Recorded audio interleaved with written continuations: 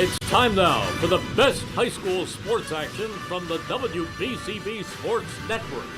Catch the best games from Bucks and Mercer County at WBCBSports.com and our Facebook page. Your home for high school sports is right here at WBCB 1490. Good afternoon, everyone, and happy opening day across the baseball world. Welcome into another season of high school baseball right here on the WBCB Sports Network.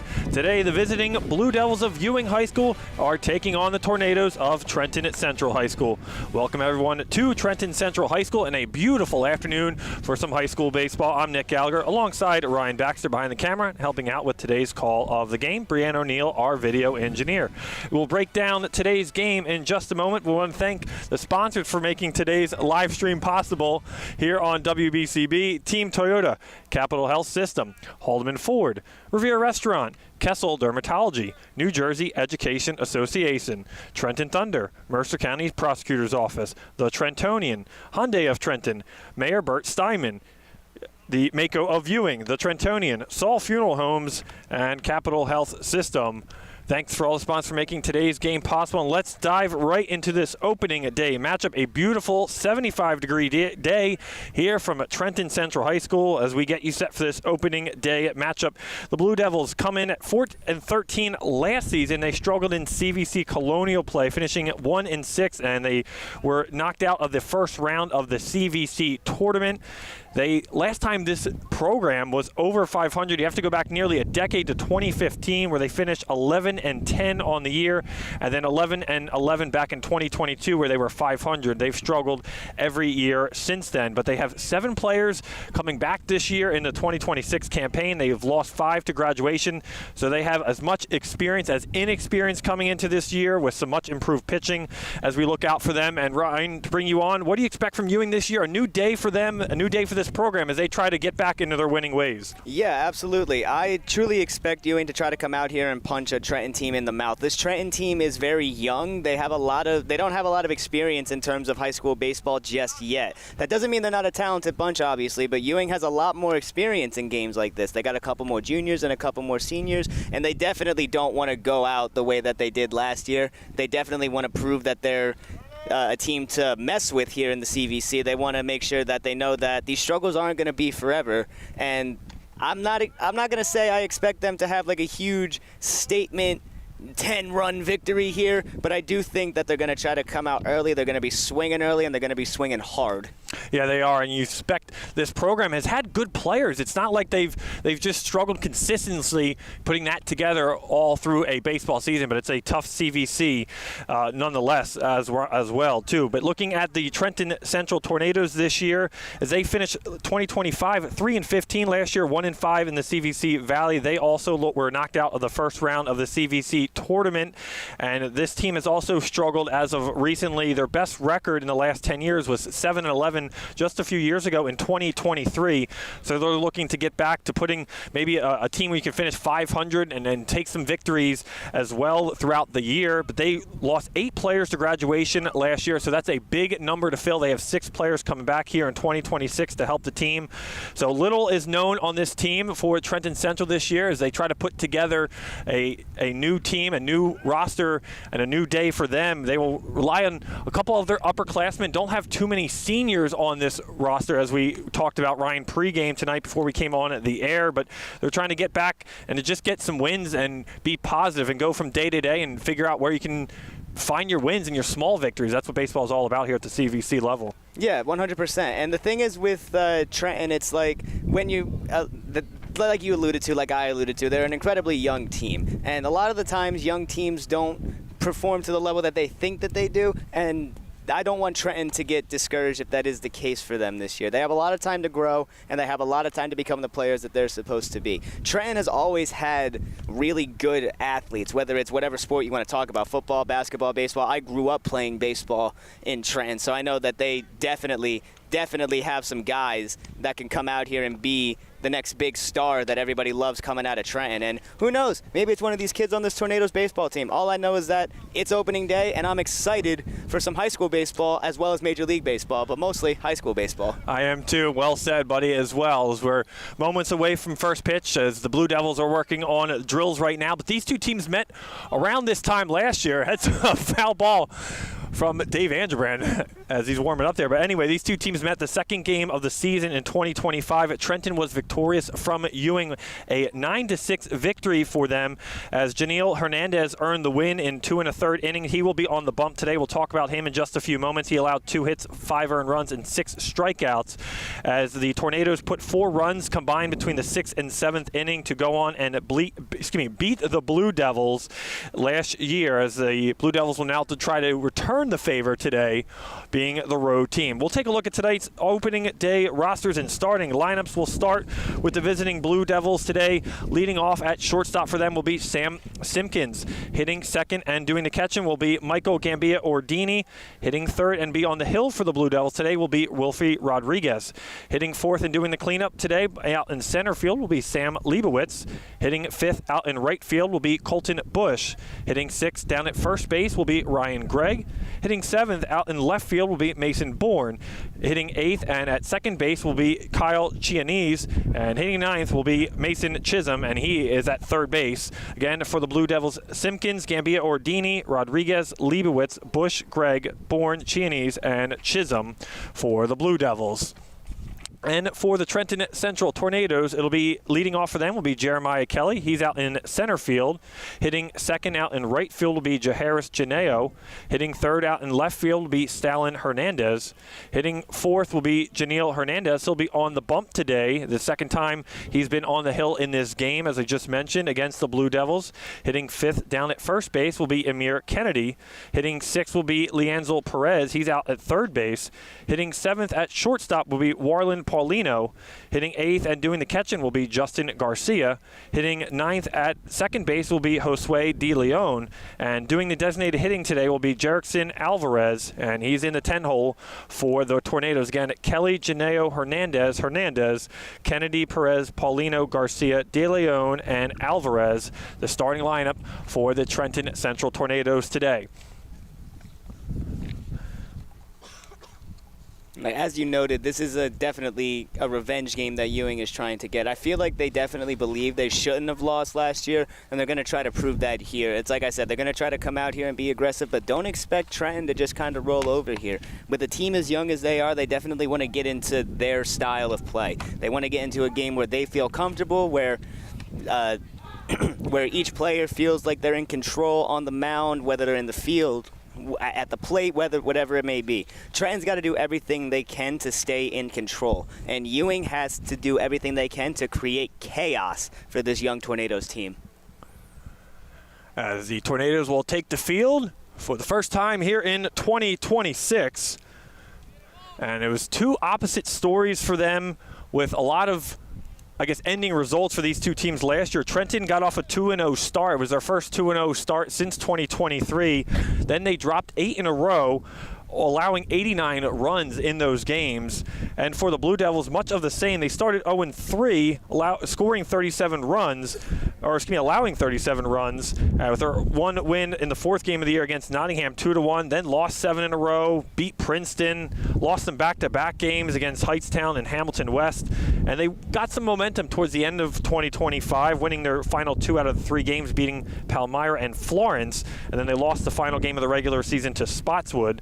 So these two teams, a little bit rough starts to 2025. Ewing had some momentum at the end of it season. Trenton Central will be a big test to see who steps up for them here in 2026.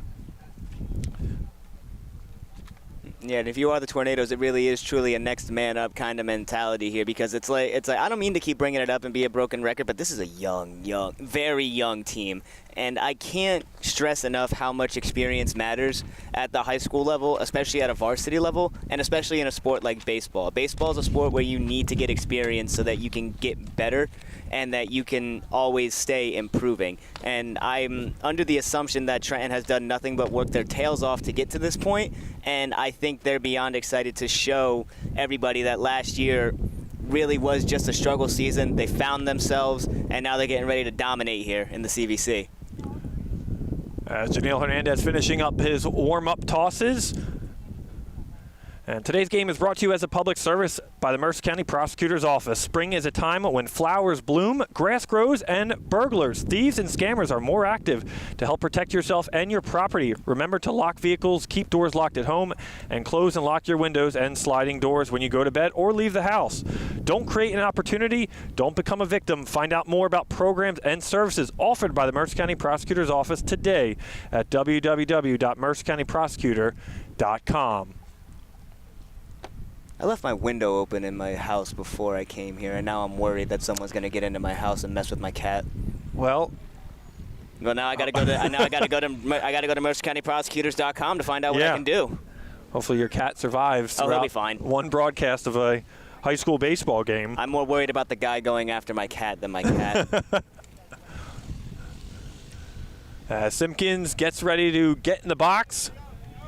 Couldn't have asked for a more picture-perfect day to opening day here between the Blue Devils and the Trenton Central Tornadoes. We thank you for joining. Nice to have a beautiful day, Ryan. There's a nice breeze in this open-air facility. Yeah, and considering how the weather has been for us the past couple of weeks, whether we've been expecting rain, snow, or tornadoes, it's nice to just have a clear day for some baseball.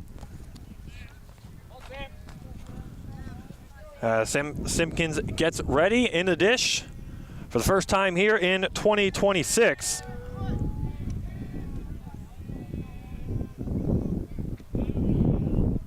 Hernandez's first pitch is a big swing and a miss for strike one. This Blue Devils team batting average of .243 in 2025, 92 hits, 69 runs scored, 58 RBIs, and only 9 extra base hits. That's going to be something for the Blue Devils if they want to put some offense together, Ryan. I mean, those low numbers, under 10 extra base hits as a season, that can really show how much your offense was struggling in 2025 as they try to rewrite the ship here in 26. Kind of makes you wonder what their approach is at the plate. Are they early? Are they just not getting the barrel to the ball that they would like? Are they guessing up there? You know, because you got to make really good contact to get these extra base hits, and obviously Ewing has struggled in that sense, but you know they definitely want to get more power to the gaps and get power down the line, because I know these high school kids have some speed and they definitely want to run.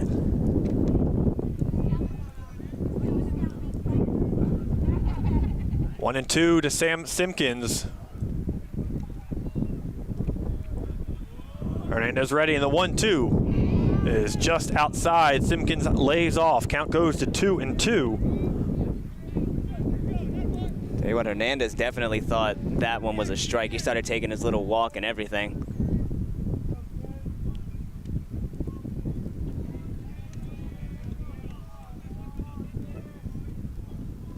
The 2-2 delivery from Hernandez is swung on and missed into the glove for the first out for the Trenton Central. Simpkins goes down swinging for the first out here in the top of the first. And just like I said, Ewing was going to come out aggressive and swing the bat. Simpkins' first pitch swinging, and then went down swinging right there, unable to make contact there, unfortunately. But I think this is the story of the game for Ewing. Big swings early and often.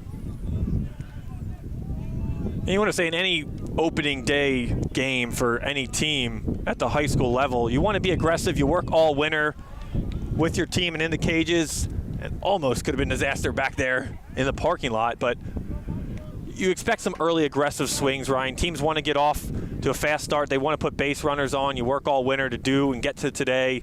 You get to today now, then you just got to remember what you went into the offseason for and worked on so hard. As Michael Gamboa Ordini into the dish, batted .139 in 2025 on 36 plate appearances. 5 hits, 7 runs scored, a pair of RBIs. Worked a good amount of walks, 12 walks, the second most on the team.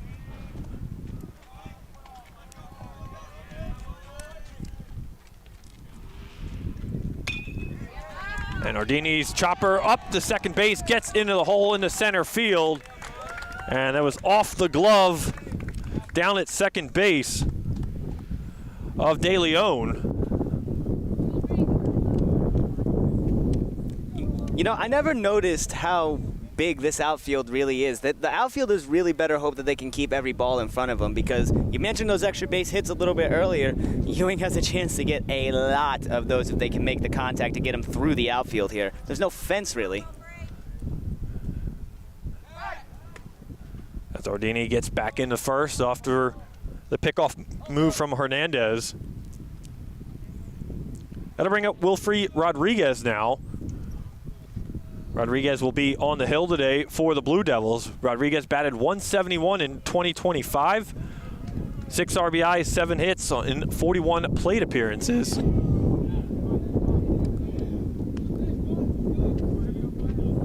If anybody really wants to make an impact with their bat right now, it's definitely going to be Rodriguez. Wants to help himself out and get an early RBI to make his day a little bit easier.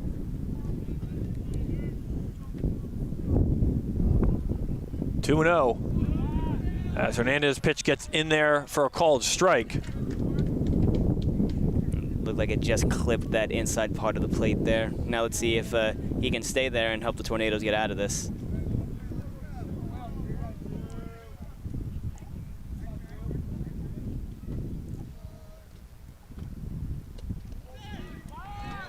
Back-to-back strikes against Rodriguez there, as Hernandez comes back to even the count at 2 apiece.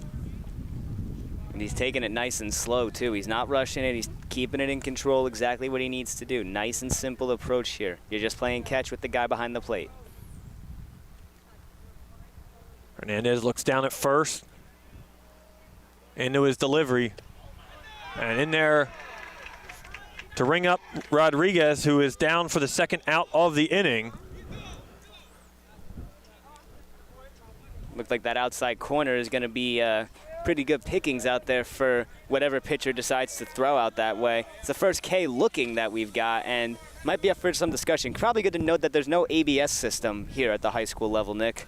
Yeah, no challenges here, unfortunately, on replay review. Maybe in Texas where they have that type of money to do that stuff, but maybe. not here. Texas, Florida, Nevada, California. Oh, definitely Nevada. As Leibowitz into the box now. 47 plate appearances for Leibowitz. Batted .234 last season. 11 hits, 8 runs scored, 9 RBIs.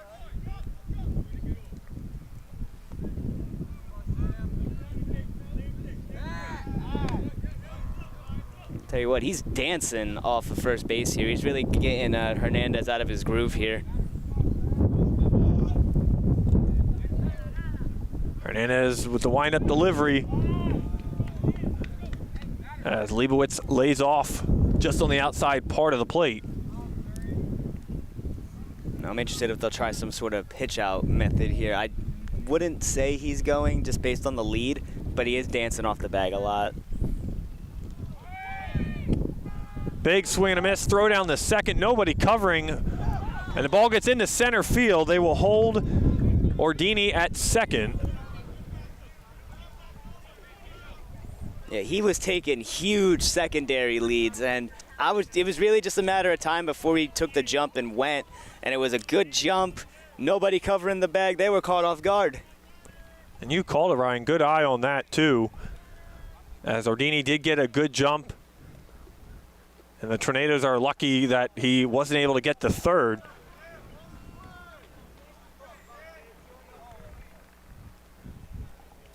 One and two to Sam Leibowitz. Hernandez ready, the 1-2. Just gets in there, nice off-speed pitch. He will get 3 strikeouts in the inning as the Blue Devils strand 1 runner in scoring position. After 1.5 inning of play, it's 0-0 at Trenton Central coming to bat. Just around the corner is another summer-filled season with Trenton Thunder Baseball. Full and half-season ticket memberships as well as multi-game packages are on sale now for the 2026 season. Visit TrentonThunder.com/tickets to learn more today. Trenton Thunder Baseball, big league futures, and major league fun. Celebrating 50 years of business and supporting your community, Haldeman Ford, Route 33 in Hamilton Township. Neighbors helping neighbors, what Haldeman Ford does and will continue to do. Haldeman Ford has it all, new and pre-owned cars, trucks, and SUVs, plus work-ready trucks. Haldeman Ford has a great variety of EV vehicles. Haldeman Ford services all makes and models and is known for their fleet service and state-of-the-art collision center. And coming soon, the area's largest new commercial vehicle center. Haldeman Ford, here yesterday, here today, here tomorrow, celebrating their 50th year in business. And don't forget, if you miss any of today's action, you can read all about it in tomorrow's edition of the Trentonian. For your complete local and national news 7 days a week, it's the Trentonian, or online at Trentonian.com. The only newspaper serving Bucks, Burlington, and Mercer County 7 days a week, it's the Trentonian. And we'll go over the Trenton Central lineup. If you missed us or joined us late, leading off for them today will be Jeremiah Kelly. He's out in center field. Hitting second out in right field will be Jaharis Janeo. Hitting third out in left field will be Stalin Hernandez. Hitting fourth and doing the pitching today will be Janelle Hernandez. Hitting fifth down at first base will be Amir Kennedy. Hitting sixth over at third base will be Leanzel Perez. Hitting seventh at shortstop will be Warlin Paulino. Hitting eighth and doing the catching is Justin Garcia. Hitting ninth is Josue De Leon at second base. And the designated hitter today is Jerickson Alvarez for the Tornadoes. Kelly, Janeo, Hernandez, Kennedy, Perez, Paulino, Garcia, De Leon, and Alvarez as they go up against Wilfie Rodriguez for the Ewing Blue Devils. And as Rodriguez last year had a couple of appearances from pitching. He only had 3 2/3 innings on 5 hits he gave up, on 3 runs, all of them earned, 5 walks, and a 5.73 ERA. So he will have a big task ahead of him this year, being the #1 pitcher for the Blue Devils. They always have a lot of good pitching too, Ryan, over the years. They've had a lot of steady guys. They've lost to, obviously, to graduation over the years, so that's always hard to fill. But they should be competitive with their pitching this year and have a lot of guys and hopefully can contribute and help this Blue Devils team from the Hill. Oh, yeah, absolutely. Wherever you can't do batting-wise, you hope you can make up for it pitching-wise. And like you said, they've always been solid. They've always been steady. They've been consistent. They just need the guy to step up and be that true ace. And, who knows, maybe it is Rodriguez here today. And going up against a team that, both of these teams are very similar in the sense of, the expectations aren't too high. This is a chance for him to make his name right here on the mound and show that he can shut down a lineup when necessary. As he goes up against this Tornado team. Again, we've mentioned at our Trentonian pregame, a young Tornado team, only a couple seniors and a lot of juniors mostly, but still a lot of young freshmen and sophomores that will make contributions to this Tornado team throughout 2026.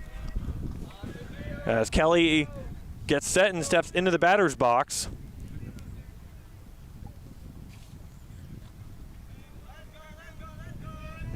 Jeremiah Kelly, 45 at-bats as he fouls the first pitch back off the netting. Batted an even 200 for the year last year. 10 runs on 9 hits, only a single RBI for Jeremiah Kelly.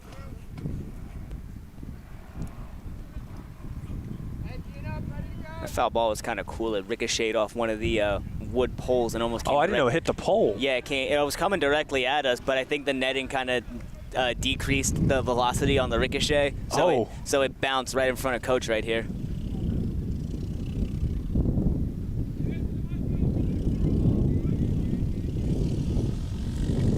Kelly ducks out of the way of the pitch from Rodriguez.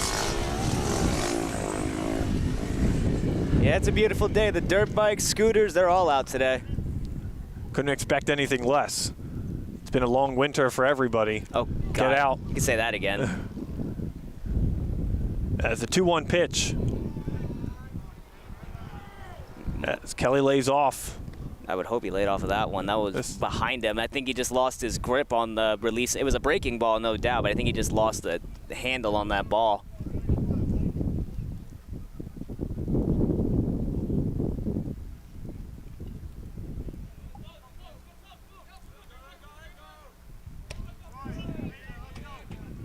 Kelly takes for a called strike on the outer edge of the plate. Good spot there from Rodriguez to get that over. Yeah, it's a smart take, too. You got to let him prove that he can bring it over the plate.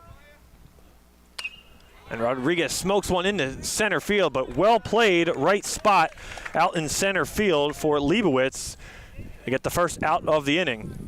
That's such a good swing, but that's baseball. You can make as good a contact as ever. It can find a glove. That's what we call an atom ball, and that's just an unfortunate at-bat there.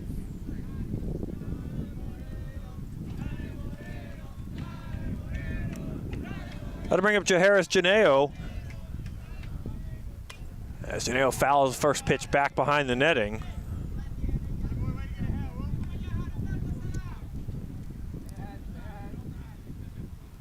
This field isn't too far away from an active street with multiple cars going down. I'm not going to say it'd be funny, but I'm very curious to see what would happen if a foul ball did happen to strike a moving car. I see it happen all the time in parking lots. You see broken windows all the time in parking lots. You don't see it too much from an actual moving vehicle. The statistical chances of that are like 1 in I don't know, a couple, maybe 100,000. I don't even know if it's even that.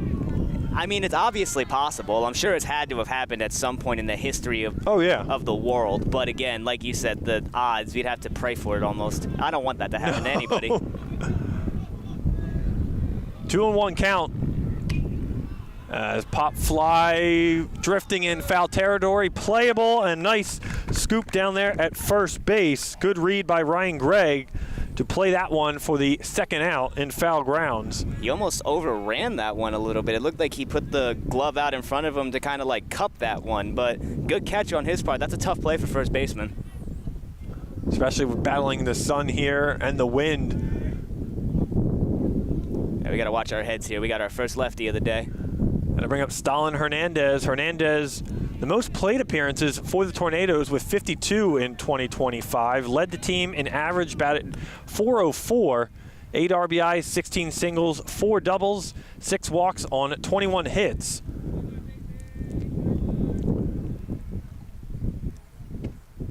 Big hack there.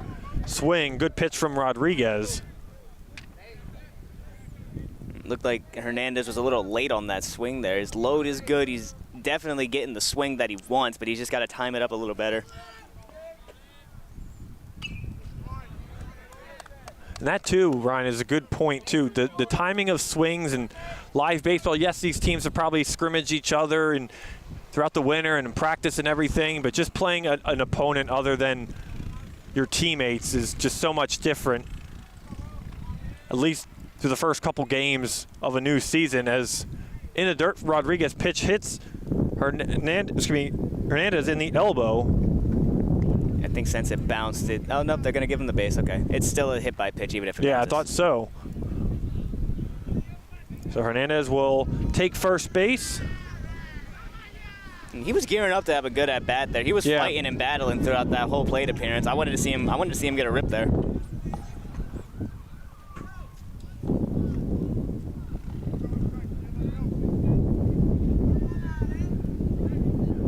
Now to bring up Janeel Hernandez for the first time today with a runner on and 2 outs.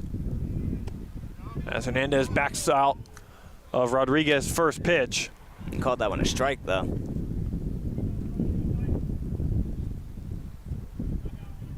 That looked like he did. I thought he did.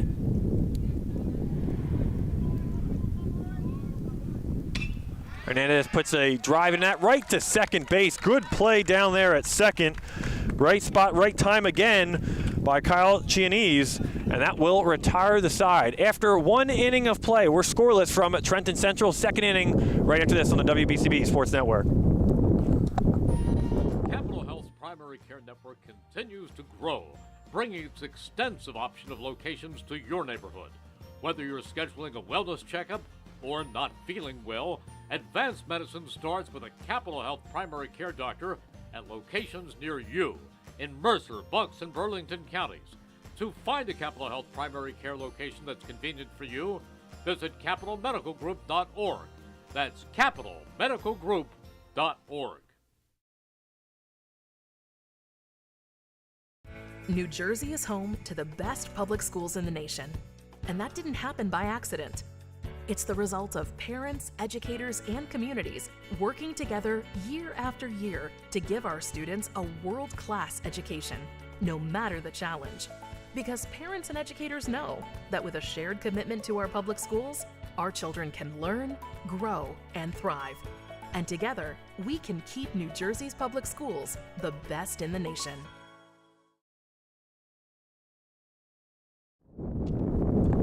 Welcome back, everyone, to Trenton Central High School. Second inning underway. It'll be for the Blue Devils, Colton Bush to lead off, Ryan Gregg and Mason Bourne, the three minimum batters to face Hernandez here in the second. Blue Devils with the only hit of the game through that first inning of play. And Trenton had some really, really good swings that last inning that they saw up there. They did get a base runner. It wasn't on a hit. It was on a hit by pitch, actually. But nevertheless, they put some hard contact out there. It was just unfortunate for them that they found gloves. Really, like, two solid swings from the two guys you want to see the best solid swings from. Your leadoff guy and then your cleanup guy, just back-to-back laces like that. It might be good calling for them for the rest of this game if they can keep the bats going like that.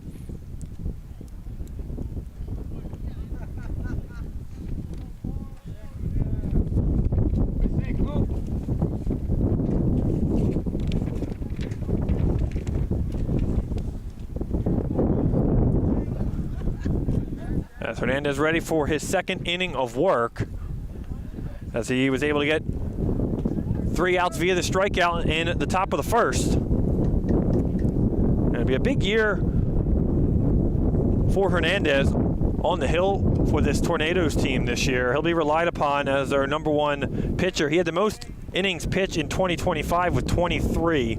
He gave up 20 earned runs, 24 hits, 15 walks, and led the team with 37 strikeouts, but his ERA was over 6. So he'll be looking to bring that down the young junior right-hander.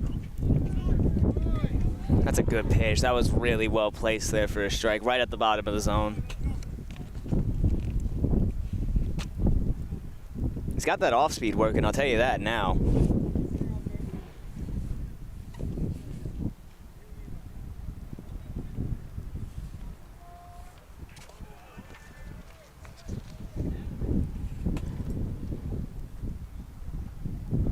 So what's that? 2's on the count now? 2-2. I believe so. They haven't. It says 1-2 on the scoreboard. Although I'm pretty sure it is 2-2.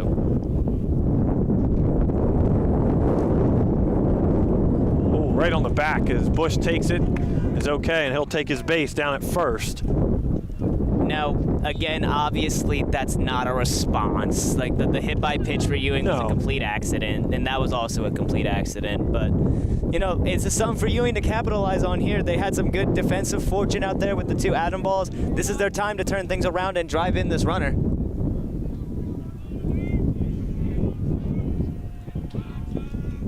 That'll bring up Ryan Gregg now with a runner on. As Bush is headed for second on his horse, sliding in head first in there safely. And it'll be a stolen base for Colton Bush. And now an opportunity for Ryan Gregg, who had 14 RBIs last year on a .250 batting average on 12 hits. Looks to get his first chance here in 2026. Shows bunt, pulls it back. It'll be over for a called strike. Now, any fans of Mercer County sports will know that Ryan Gregg is also the quarterback for the Ewing Blue Devils football team, so he knows what it's like to have a team to rely on him and be the guy to make the play here. And this is an early spot for him to be the guy to make that play as another dust tornado starts to form around home base. Another bunt. He lays that one down, though. Perfectly right in front of the catcher. And off the bag at first. He'll be in there safely. Off the bunt single. Runners on the corners. Blue Devils threatening here in the top of the second. It looked like the throw down to first was going to be a little long anyway, but it was a heck of an effort by the Tornadoes first baseman to try to stay on the bag, but unfortunately in doing so, it it caused the ball to come out of the glove. In some of the instances, it's okay to come off of it. It didn't matter because it didn't cost him a run. Oh!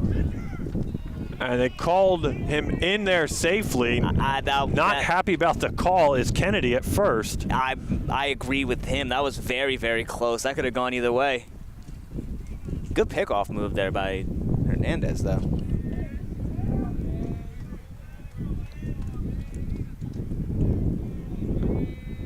Mason Bourne, the batter, as takes called strike. Bourne now with an early chance in this second inning for an RBI.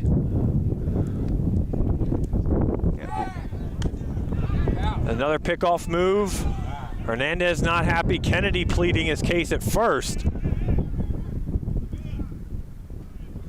Two really, really close back-to-back pickoff plays. And the thing is with Greg, what's making it so close is the head first dive. He's not getting all the way down. He's literally just diving back into it like a swim. Hernandez pitch, swing in the dirt from Bourne.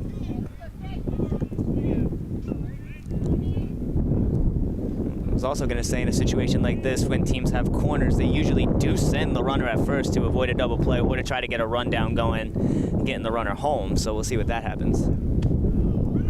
Upstairs as Greg will head sliding into second safely.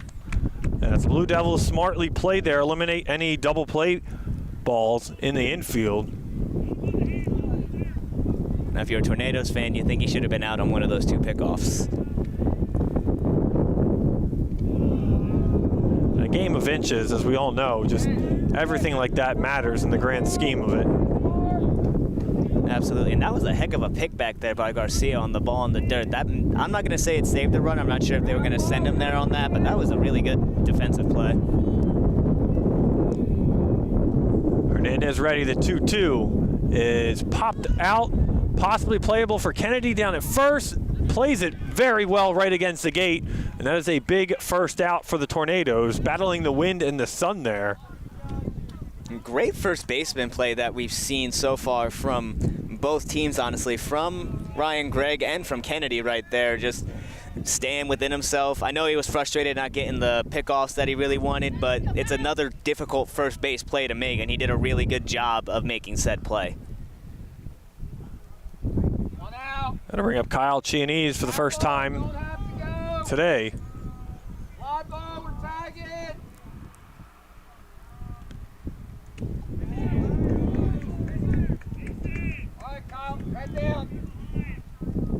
He definitely wants to be, I wouldn't call it a hero yet, but he definitely wants to be the guy to start things out here. That was a nice cut to start.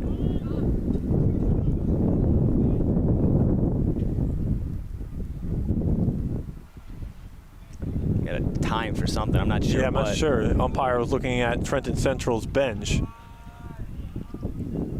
Are they calling a balk? It looked like he was trying to tell him, like, don't get set yet, but I'm not sure.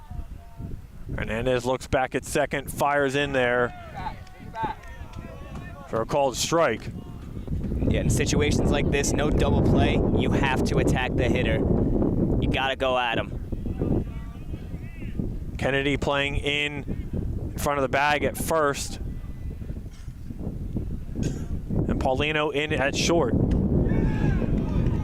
As Chianese is rung up on strikes, a big second out for the Tornadoes and a big pitch from Hernandez. He battled through that one. Yeah, that's huge. In a situation like this, with how well Trenton was swinging, if they can get out of this without giving up any runs, that's a lot of momentum coming up for the for the bats, excuse me. That'll bring up Mason Chisholm, the 9-hole hitter for the Blue Devils. And Chisholm now with 2 outs, looking to get at least 1 run home. Seems like they're a little late on Hernandez's fastball here. I wouldn't be surprised if he keeps pumping it here. Upstairs with some high heat. There it is. Chisholm swinging through. As Hernandez 1 strike away from getting us out of this second inning jam. Hey, Nick, lock it in here. We're going to see the exact same pitch that we just saw for the strikeout. I don't think they should try to slow down his bat at all. He's already late on the fastball. Keep that fastball steaming.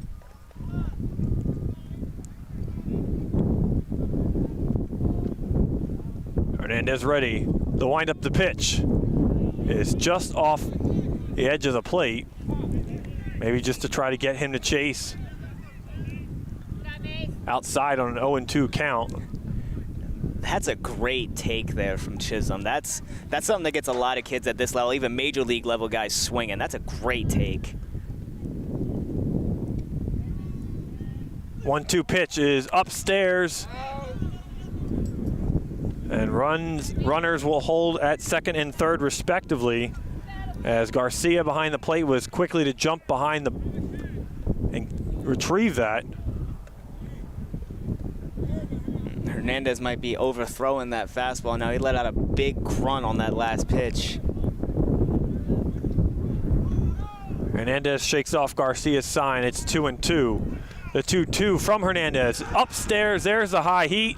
And Hernandez works out of the second inning jam, his 5th strikeout of the afternoon, as we played an inning and a half here from Trenton Central. We are still scoreless in this one. Ewing Mayor Bert Steinman wishes Ewing students, athletes the best of luck this season. Go out there and make it count.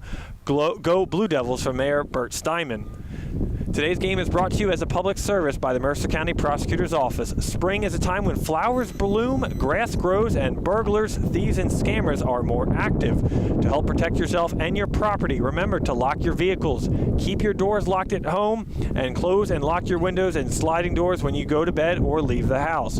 Don't create an opportunity. Don't become a victim. Find out more about programs and services offered by the Mercer County Prosecutor's Office at www.mercercountyprosecutor.com. And just around the corner, another summer-filled season with Trenton Thunder baseball. Full and half-season ticket memberships as well as multi-game packages are on sale now for the 2026 season. Visit TrentonThunder.com to learn more today. Trenton Thunder baseball, big league futures, and major league fun. Celebrating 50 years of business and supporting your community. Haldeman Ford, Route 33 in Hamilton Township. Neighbors helping neighbors is what Haldeman Ford does and will continue to do. Haldeman Ford has it all. New and pre-owned cars, trucks, and SUVs, plus work-ready trucks. Haldeman Ford has a great variety of EV vehicles. Haldeman Ford services all makes and models and is known for their fleet service and state-of-the-art collision center.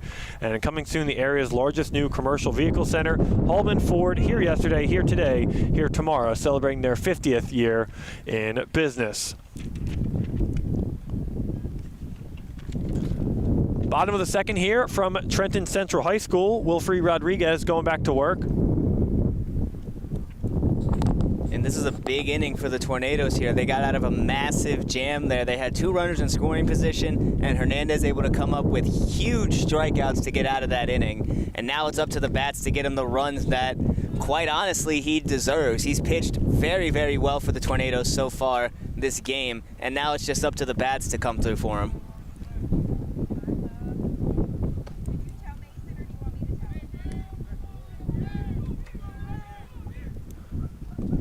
It'll be Amir Kennedy leading things off, followed by Perez and Warland Paulino for the Trenton Central Tornadoes. Kennedy made a great play down at first base in the last half inning, right along the fencing.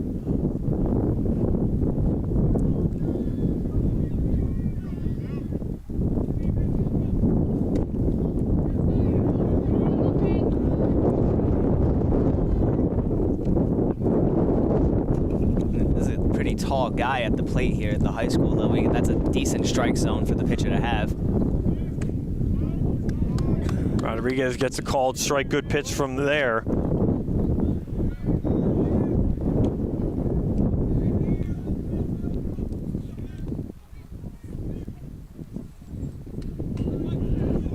Fouled that one off. He's on it. He's definitely on it. If he gets the barrel on that one, it might travel pretty far.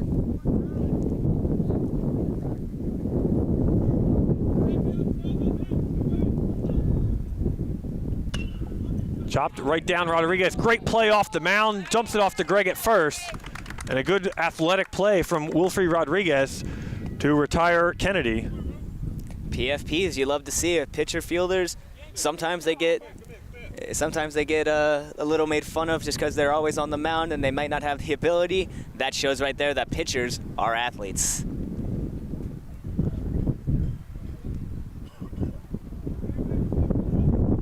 It's become such a vital defensive position too, Ryan. As much as pitching is important as its own thing, but a good athletic pitcher that can move around off the mound and get those grounders or pop flies or anything in the infield,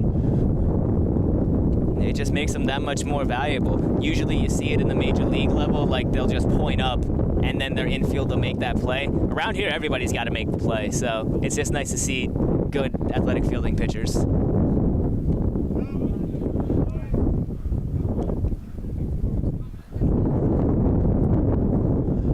Perez, the batter now for Trenton Central, batted 122 last year on 41 plate appearances, 5 hits, 9 runs scored, 5 doubles, and 6 walks. Also did a lot of pitching as well last year in 15 2/3 innings on the mound. 18 walks, 13 strikeouts on 14 earned runs. Didn't have a lot of help from his defense last year, as I'm sure he'll be back on the hill in the next few games for the Tornadoes.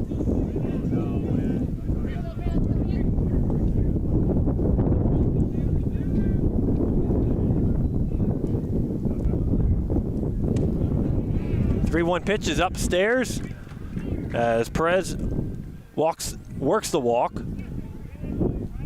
The second base runner of the afternoon for the Tornadoes, as they are still seeking their first hit.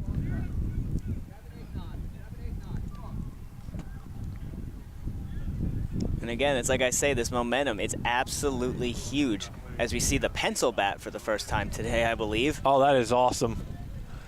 Orlin Paulino, the batter, shortstop for the Tornadoes today. That's a very popular item at the major league level. It's the funniest thing to see on a major league game, but to see at the high school level, it's just in person is actually that much nicer. I always look for the kind of bats. I used to be one of those kids that always liked the cool looking bats. Never had one, but still. I feel like bats didn't really become cool in the design aspect like that until more recently. No, we've seen a lot of really funky ones recently. Like I saw one that kind of looked like a melted crayon that was honestly really cool. And then there was an ice cream, I think. Oh, that's awesome. One. It just looked like a big old ice cream cone. Batters can be allowed to just bring out their personality. It says a lot. And Paulino pops this one in the infield, ranging over and couldn't make the play at shortstop. Fell over was Simpkins and lost it in the lighting, even with the sunglasses on and the hat.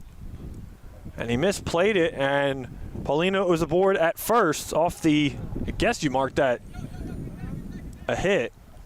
Yeah, I don't think that one went off the glove, but it was just one of those plays. You see that every now and then. It's just an unfortunate situation where you just lose the ball. And where the sun's at right now, it is directly in line to shortstop and left field. So both of those guys are going to have a tough time with plays like that. Simpkins initially got a good jump on it, was right there. In the last moment, he just lost his footing off the edge of the dirt.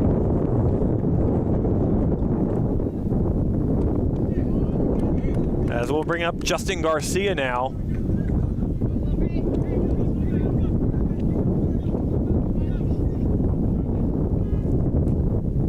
The man behind the dish there for the Tornadoes. We've seen a couple steal opportunities. He's been close on a couple of these pickoffs, trying to throw him out.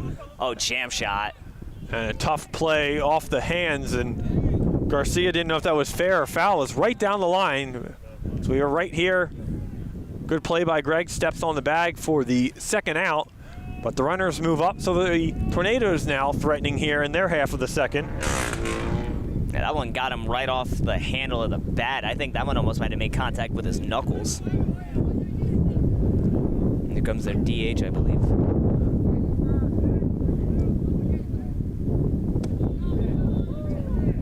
That is Jerickson Alvarez.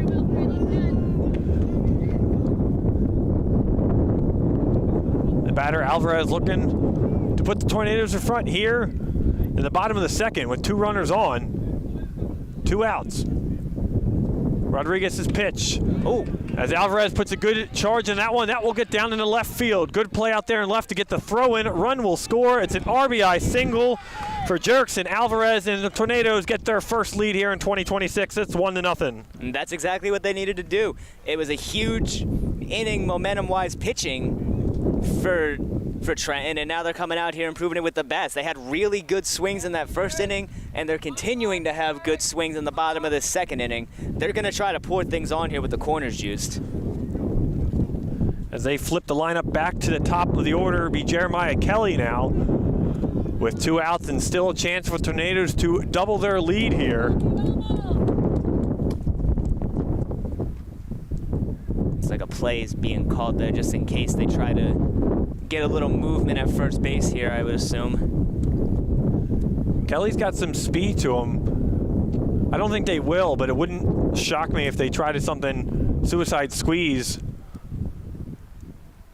just to put the pressure on, even just showing bunt.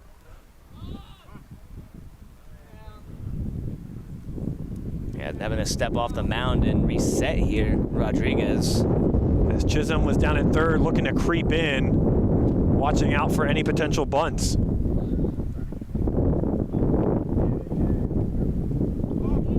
Pitch in the dirt. Definitely worried about the runner at first base. Made him dive back in there. Didn't even make a throw.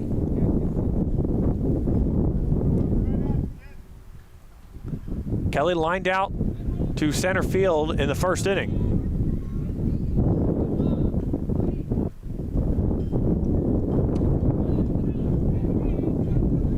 Off the edge of the plate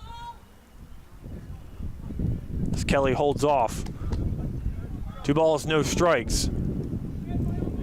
One of the 2 players to make really, really good contact for the Tornadoes in that first inning, so you know he's itching to get out there and do it again. That one a little too high.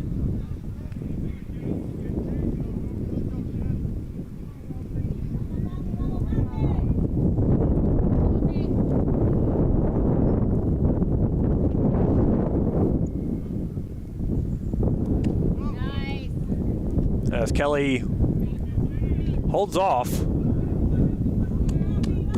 watches that one go by. Yeah, it looked like the take sign was on all the way there for Kelly. They've been doing that a lot. They've been trying to make him come over the plate here to make sure he can throw the strike over the heart of the plate. There's 2 in a row.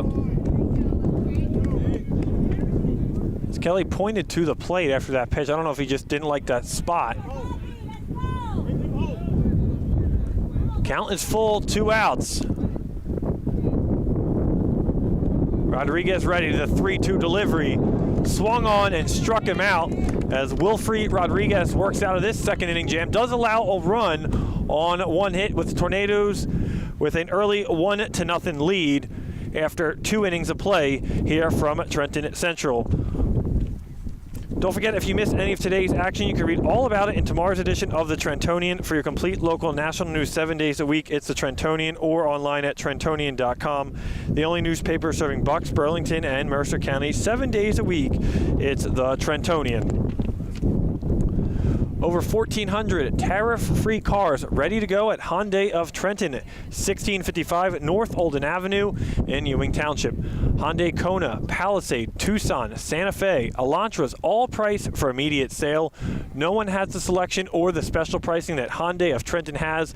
Over 1,400 tariff-free cars. If you were ever thinking of a new car, SUV, or EV vehicle, now is the time to buy at Hyundai of Trenton, 1655 North Olden Avenue in Ewing Township. Remember, they have over 1,400 tariff-free cars waiting for you to test drive right now.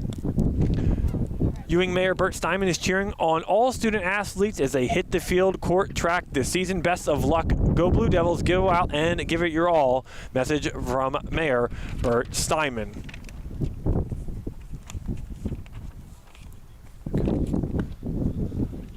As an early 1-0 lead now for the Tornadoes as Janiel Hernandez back to work, as he will face the top of the order for the Blue Devils here to start the third. And And now it's the time for them to break out here because their pitcher, Wilfie Rodriguez, just got out of a decent little pinch in his own right. So we just saw the Tornadoes were able to capitalize on some decent momentum after great pitching. So let's see if the Blue Devils are able to do the exact same thing here and pick up their pitcher. And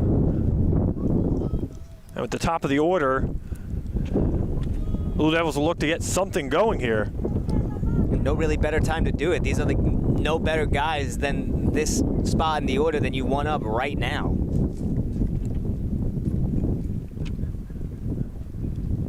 As Hernandez struck out the side in the top of the first, Simpkins, Rodriguez, and Leibowitz all struck out. Ordini was the lone Blue Devil to get on base on the single.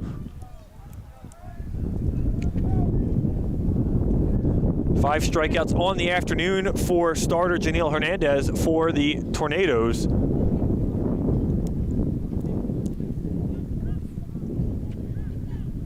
He's a big strikeout pitcher. I mentioned led the team with 37 strikeouts in 2025. He's got 5 big ones today now, doesn't he? Yes, he does. And a line drive off the bat of Simpkins down at third. Well played at third by Leanzel Perez. Right spot to get a big first out here in the third inning. It's just kind of unfortunately been that day for Simpkins. He made good contact there, found a glove, had the unfortunate play at shortstop there just a little bit ago. It's just been one of those days that the baseball gods have not been very nice to Sam Simpkins.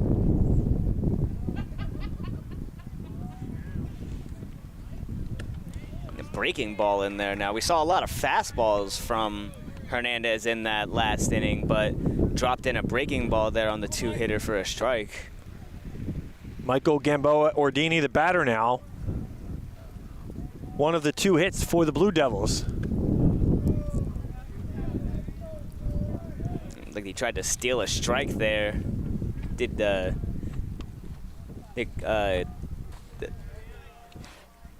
Garcia. And then Ordini is going to try to continue his momentum here as another break that looked like the exact same spot as the first breaking ball that we saw, but that one's going to be inside.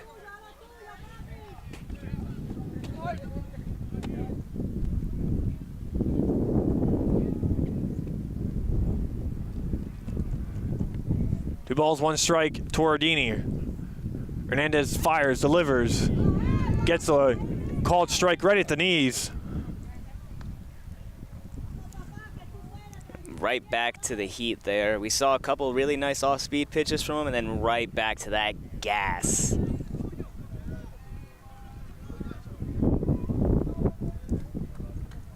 As Hernandez and Garcia get back on the same page.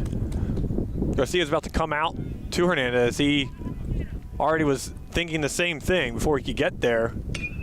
And a drive into foul territory down the first base line against the fence. Nice crowd has filed in on this beautiful afternoon here on opening day 2026 between the Blue Devils and the Tornadoes. I know we've talked a lot about this weather, but it really is beautiful. As terrible as it's been here in this county specifically, weather-wise, it's just nice to have the sun out. It's nice to have the sun out, people outside too, along the railings. Love it during high school baseball season. 2-2 pitch in the dirt. Ordini lays off. Count goes full.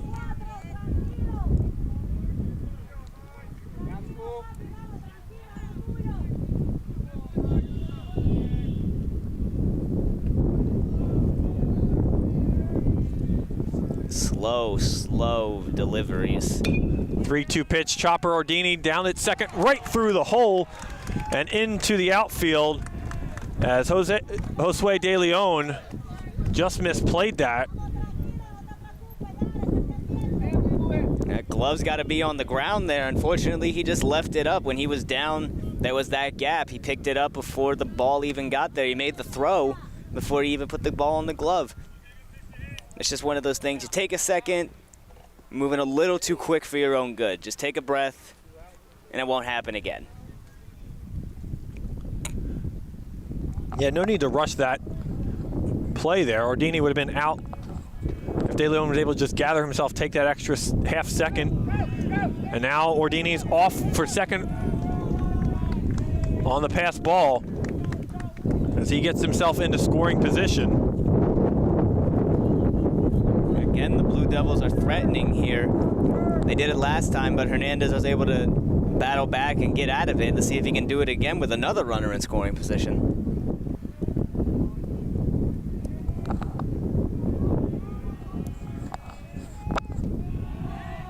And ball gets past Garcia again and goes into the Tornado dugout. Ordini is allowed to move up to third base and makes that much easier as Rodriguez now trying to help his own cause with his teammate down at third base. And the Blue Devils trying to even the score. You know, it was a good first at bat for the Tornadoes too. They got the line drive and it looked like they were going to be doing pretty all right. Then we saw the misplay and now there's already a runner at third. It's 3 straight balls pretty much in the dirt too. It's still only 1 away. That's another jam for Janiel Hernandez here in the third. Hey, gotta throw a couple strikes here. Here we go. Ball in the dirt as Rodriguez, patient at bat, gets a walk. Only the first walk allowed today by Hernandez. That's an impressive feat at the high school level. Walks are very common here, so only having the first one in the third inning, that should mean a lot to him. Quick pickoff, he'll throw down to first as Rodriguez gets in there safely.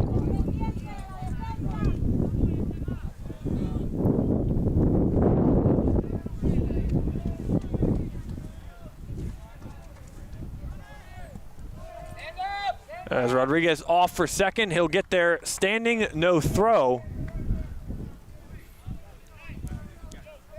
Well, Hernandez is used to this. Second and third, 1 out. He got 2 big Ks to get out of it last time, but let's see if he can get out of it this time.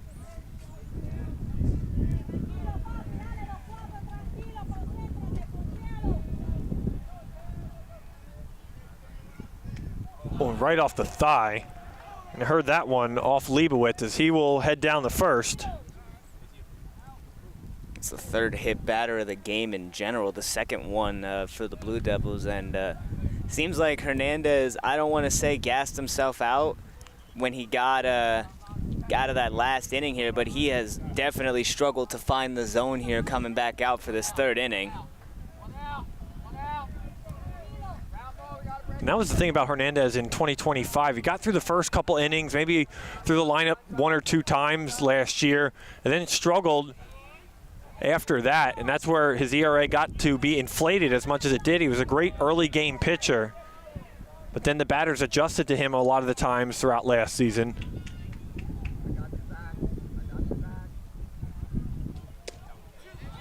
As Colton Bush, the batter, he was one of those hit batters in the 2nd inning. 2 back-to-back perfect pitches here. There's an out forced at just about any base here, so if he keeps it on the ground, he's perfect, but he's hunting for a K. And Bush puts a charge in that one, gets down in the right field. 1 run is in, and they will hold the 2nd runner at third. After some dancing around from Rodriguez down at third base, it's an RBI single for Colton Bush, and it's 1-1.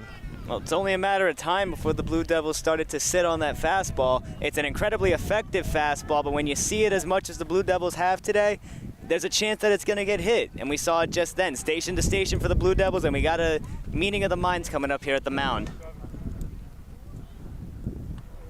As the Tornadoes will bring in the entire infield. Don't think it will be a pitching change here, but just some strategy with 1 away. Really good momentum for the Tornadoes, and now Ewing has capitalized after their pitcher. Rodriguez was able to get out of his little jam that he found himself in despite giving up a run. It's good on the Blue Devils not just rolling over and letting the 1-run lead just be the 1-run lead. They definitely got some grit and grind in them, but so do these Tornadoes. So we're still got a lot of ball game left to go, and I think it's going to get a lot more exciting.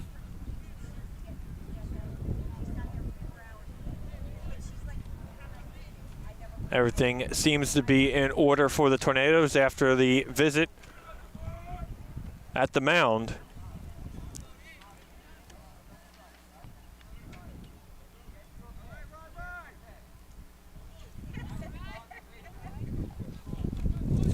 I'm gonna bring up Ryan Gregg now, who reached base safely on a single in the second inning. Has now got some ducks on the pond. So he looks to add to the Blue Devils in the third. Grounder right up the hole and through the legs. One run is in, second run is in. Ball is still loose on the infield. Gregg is safe at first, runner down at third. And it's a 2 runs across for the Blue Devils as they take a 3-1 lead. And just booted another play in the infield there. It was a great pitch from Hernandez to force the ground ball. You have to make that play if you're the shortstop. That's a double play and you're out of this inning, and because of that, now you're down by 2. I'm gonna say that was an error. Absolutely, yeah, that was an error. As Rodriguez and Leibowitz came around to score.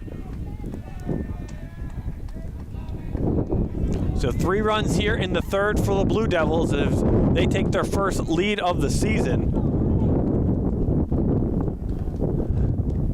And still only 1 out, and runners on the corners. Mason Bourne, the batter. Hernandez just needs to find himself, get back into what he was doing in the first couple, and just be the pitcher that he knows he can be. He's one of the leaders on a very, very young Trenton High team, and his attitude, his body language goes a lot for them, and hopefully his teammates can pick him up here because he's giving them their all right. He's giving them his all right now. As Bourne swings at a pitch in the dirt, Ryan Gregg takes second base. And that's a big stolen bag from Gregg. Again, still only 1 out. Blue Devils eliminate any double play possibilities. Hernandez pitches, chopped, goes into right field and through the legs. 1 run is in. Gregg's coming around to score, and he will be a laying duck at home for a second out. But Mason Bourne will get credit for the RBIs. Swing there from Mason Bourne as well. And I do got to give credit to the right fielder. That was an amazing throw to gun him out there at home. Saved a run for sure.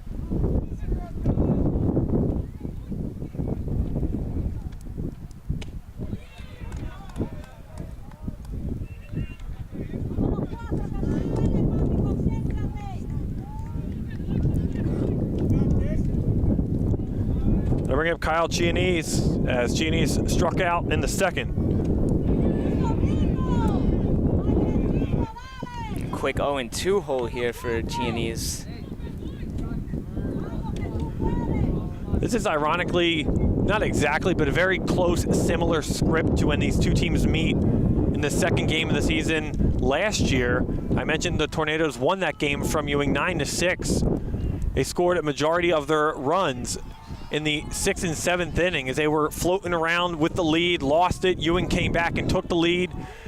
And then the Tornadoes won it in the latter stages of that game.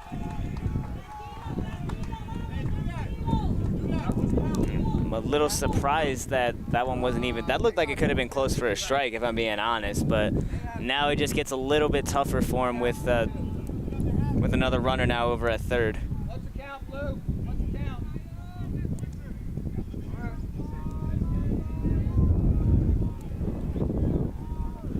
Count is 2-2. Hernandez wind-up pitch to Chianese is popped into the air. Tornadoes coming for it, and a diving play into the shallow center field. 1 run is in as Jeremiah Kelly came in to try to dive head first to a ball that was falling quickly and just got in front of him.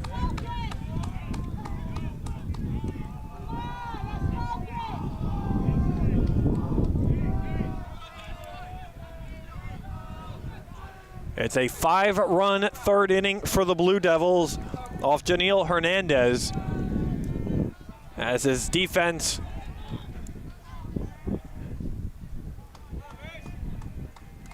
has had some lapses here. You almost want to call opening day errors and miscues.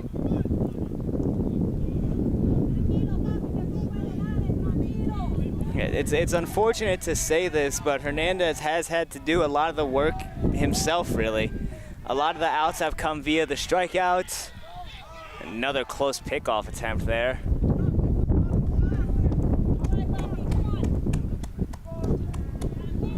But yeah, he's really had to bear a lot of the load here and be the guy getting these outs. As Garcia will come out to talk to Hernandez here. With 1 on and 2 outs. Mason Chisholm, the batter, he struck out in the 2nd inning.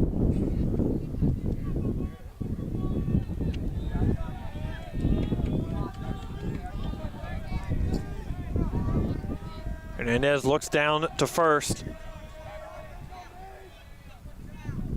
Delivery is upstairs as Chisholm ducks out of the way. Chisholm, the 9th batter sent to the plate here in the inning for the Blue Devils. And you mentioned it too, Ryan, that you said it was going to start with Simpkins in this 3rd inning, and he lined out.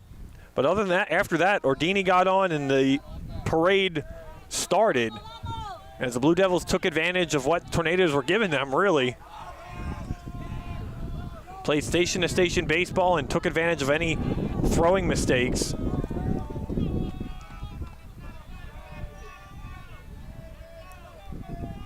Hernandez pitch. Garcia tried to frame it, was low.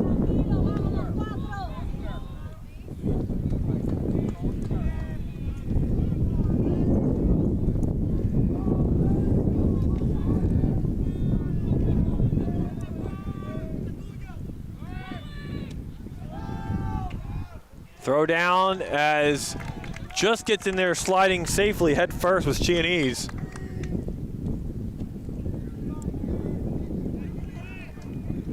Able to keep his hand on the bag. That was actually a very close play.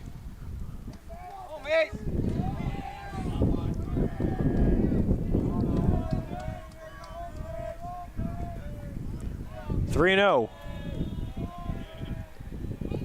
Hernandez, pitch, chopper, short, fires across, and just in time. And a good throw by Paulino to finally retire the side for the Tornadoes. But the Blue Devils strike with 5 runs in the 3rd. They lead this one 5-1 after 3 innings of play. We'll be back with the 4th inning right after this on the WBCB Sports Network. Hi, I'm Merrill Reese. Kessel Dermatology offers great cosmetic dermatology featuring the latest technology in cosmetics, including Morpheus 8 for skin tightening and scars, ultraviolet A and B light treatment for psoriasis, eczema, and itching. Kessel Dermatology now offers Genesis and XLV laser treatments for wrinkles, facial discoloration, scars, and hair removal. Kessel Dermatology provides Botox and fillers. Take care of your skin. Schedule an appointment with Kessel Dermatology.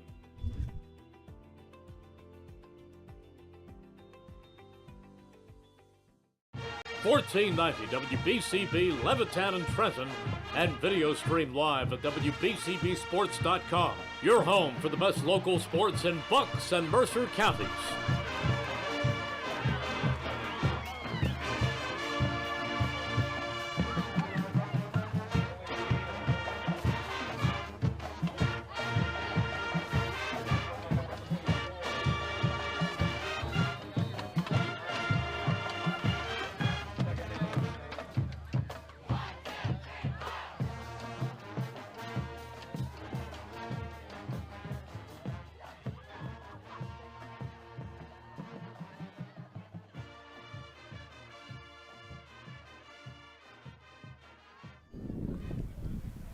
Blue Devils finally get on the board and get on the board in a flurry. They send 9 men to the plate, 5 runs across.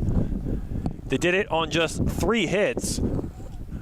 As they have a comfortable 5-1 lead now, then you can really look at it for the Blue Devils. Wilfrey Rodriguez can just kind of throw strikes and let his defense do some work here in the bottom of the third. As it will be the top, this will be the 2, 3, and 4 hitters for the Tornadoes. Janeo, Hernandez, and Hernandez, Stalin and Janelle, to the 3 minimum to start us off here in the bottom of the third. And it was a long top of the third inning.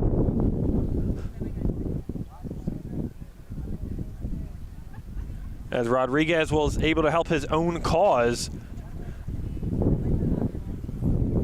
Worked a walk in the third and came around the score. Yeah, it's really on him to just lock in for however long he's got left in this game and hold on to this 4-run lead here. He's got 4 innings to do it.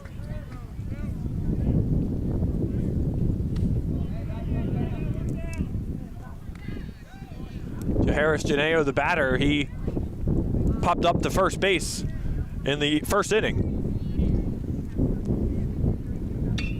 And Janeo's liner off the bat right there at third base. And a good heads-up play by Mason Chisholm. Put the glove up and made a loud first out here in the bottom of the third.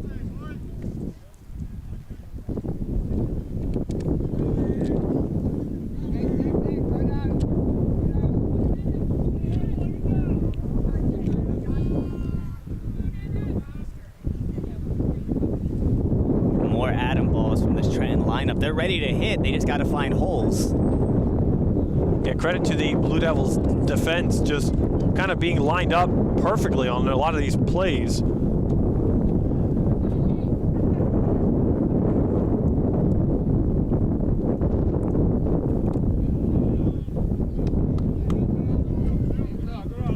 Stalin Hernandez, the batter, he was hit by pitch in the first inning.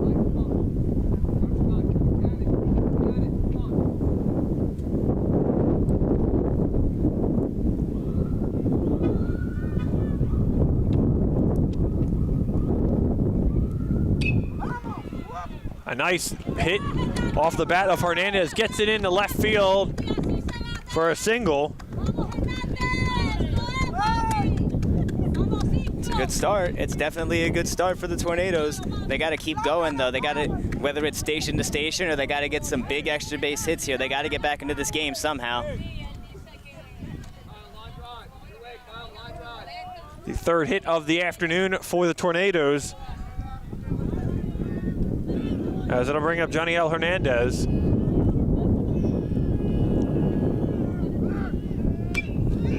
Popped straight back behind play.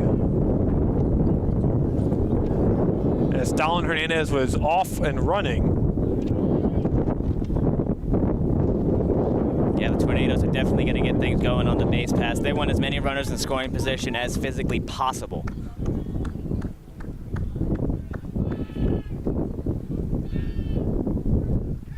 Rodriguez looks over his shoulder. The fires in the dirt. Good block behind the dish from Ordini.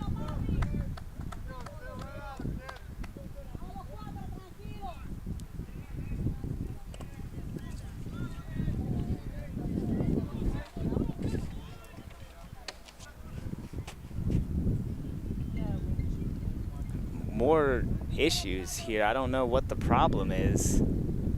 The umpire here in the field was pointing at something in the Tornadoes dugout, but I guess we're back and good to play now. I don't know what that was about. I don't think anyone said anything. Maybe he thought he heard something. Pitch right at the letters. Hernandez lays off.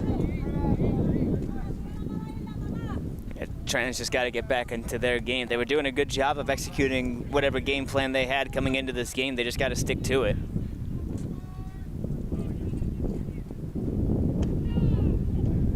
Upstairs, Hernandez watches that one go above him. You want to see here, if you're the Tornadoes, you want to work Rodriguez here and just work your at-bats as best you can. Make him work, throw you strikes. Get something you like, you can put it into play. There's a big swing there from Hernandez, pops it up as Chisholm watches it over at third and almost made a play, but it moved with the wind. And Hernandez just missed that pitch. He was upset with himself that he didn't make the contact that he wanted to make there. So here's another chance for him. 3 balls, 1 strike to Janiel Hernandez. Rodriguez ready, the 3-1. In the dirt, just missed it as the Tornadoes have their first 2 runners, excuse me, 2 out of their first 3 runners on here in the bottom of the 3rd.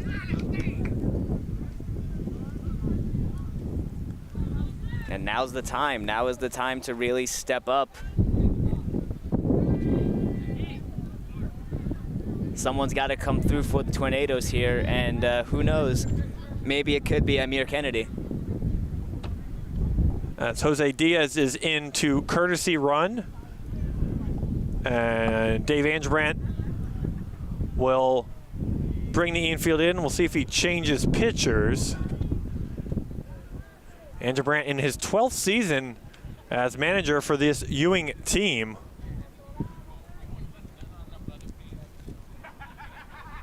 And when you talk about experienced managers around CVC, Dave Angerbrandt's name comes up in a lot of those conversations. Has coached a lot of these Blue Devils teams, has tried to find the right winning formula over his tenure.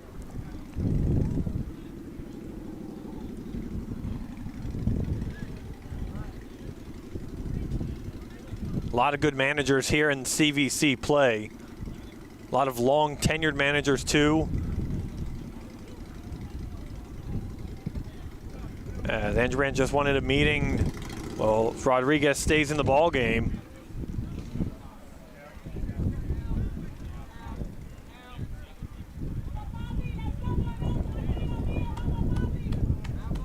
Two on, 1 out for Amir Kennedy. Kennedy grounded out to first in his first and only plate appearance today.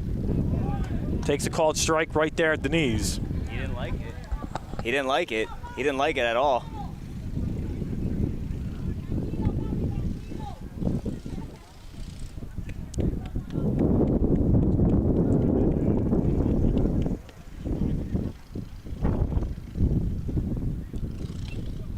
Just got a piece of it, did Kennedy, off the bat, off his leg.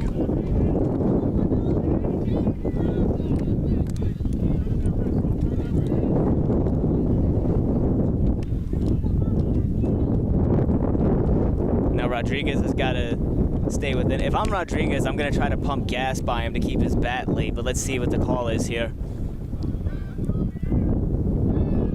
Go off speed in the dirt, throw down the first. And they get the runner at first as Diaz is thrown out. Almost caught in no man's land, a late jump back. Yeah, just got caught napping on the base pads there. It's just another unfortunate mistake for the Tornadoes. And that is a big second out for Wilfrey Rodriguez and this Blue Devils team, as the Tornadoes were trying to mount something together, and a big charge, and that'll get down, splitting the gap. It goes all the way down towards the soccer nets. 1 run is in as Kennedy is on his horse. He's looking for a triple. He will get in there, sliding in safely. It's an RBI triple for Amir Kennedy. It's 5-2. They're going to say they're calling for a dead ball right now because I guess the ball had rolled into the net.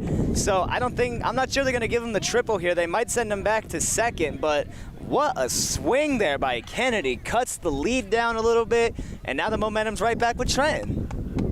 And in fact, they will call a dead ball as the outfielders for the Blue Devils put their hands up, as it was Leibowitz and Mason Bourne out there to retrieve that. So Kennedy will just get an RBI double instead.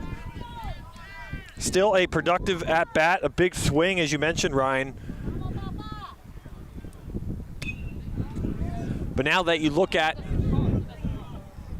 Oh! That is a strong windshield. So for those who don't know what just happened, there was a ball that got hit foul that literally just careened off of somebody's windshield, and it didn't even break. I believe it was one of the students here at Trenton Central. He ran out immediately. Sorry, go back to the action as well as Leandro Perez up to bat now.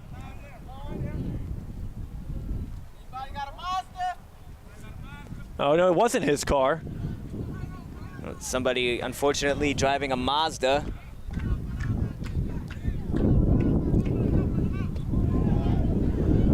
As Perez watches ball go by. But what I was going to say, Ryan, before that foul ball, you look at Diaz, who was picked off of third now, how crucial that run could have been. He could have been at third at least on that double. And you could have second and third in a 5-2 game with one out. Yeah, it just goes to show how one play can really make the difference here. And if he can get out of this, the momentum does stay with the Blue Devils in the sense of they'll still have a decent lead and they still have a chance to get that run back that they just gave up. However, it is a really good point that things would have been a lot easier for the Tornadoes to come back here if he wasn't picked off at first.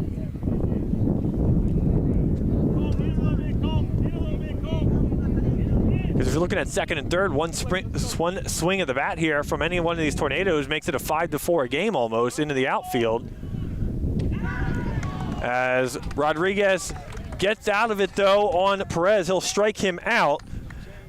And that will end the threat for the Tornadoes here in the third. We've played 3 innings of play here from Trenton Central, a 5-2 Blue Devils lead. Today's game is brought to you as a public service by the Mercer County Prosecutor's Office.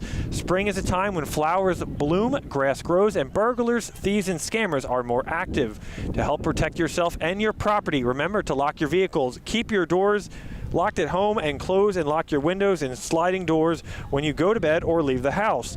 Don't create the opportunity. Don't become a victim. Find out more about programs and services offered by the Mercer County Prosecutor's Office at www.mercercountyprosecutor.com.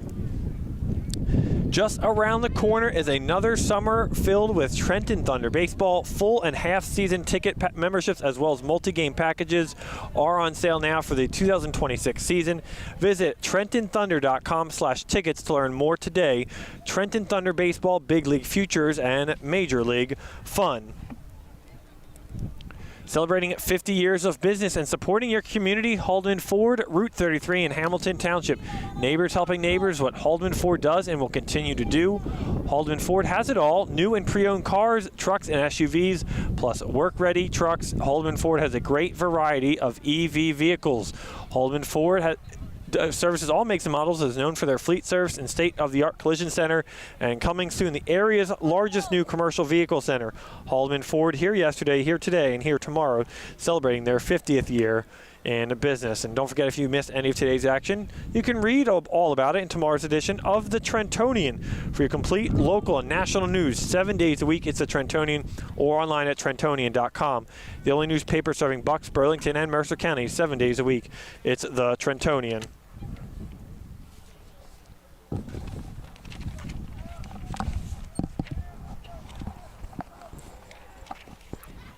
We saw the Tornadoes come through with the bats last time. They were able to cut the lead, not necessarily in half, but they did get another run across here. But now it's on Hernandez to lock back in and see if he can get out of this inning unscathed to get the hot bats of the Tornadoes back up.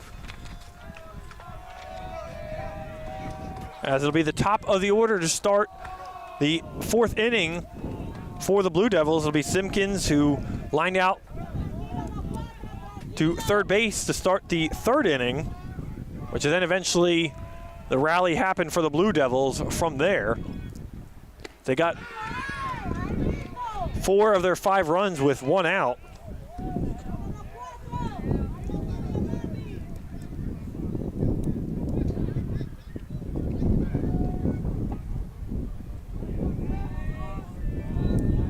Hernandez has to lock back in here. This is a really crucial inning for him here, and if Ewing threatens at all, it really could start spewing troubles here for the rest of the Tornadoes bullpen.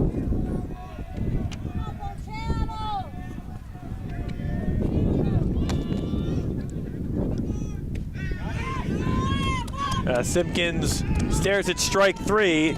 the 6th strikeout of the afternoon for Janiel Hernandez. And you got to imagine he's trying to get a quick inning here after what transpired in the 3rd inning. A lot of it wasn't his fault, though, Ryan, too. I mean, he was throwing strikes. Ewing was taking advantage of the defense and, again, playing smart baseball on the base paths.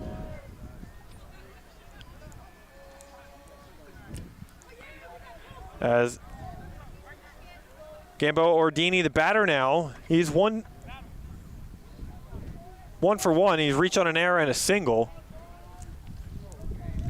Yeah, like you were saying, that explosion really was no fault of Hernandez. He's been pitching really, really well for this team here today. And if a couple of those plays were made, I'm not sure that Ewing gets the chances that they had that last inning. But nevertheless, we sit here with a 5-2 advantage for the Blue Devils because of that inning. And like you said, no fault of Janiel Hernandez.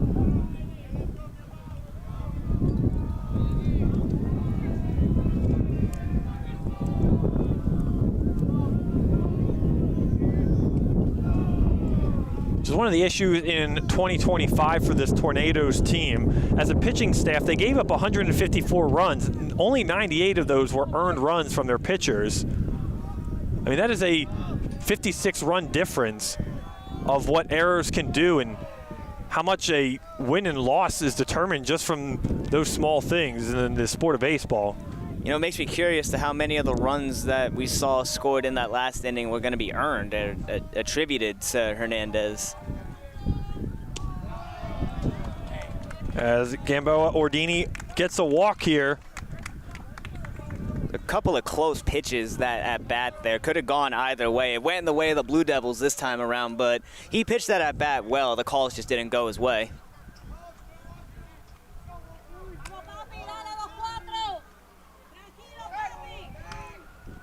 As now we're kind of seeing mirror images for now of last inning as Simpkins struck out here in the 4th. He lined out in the 3rd.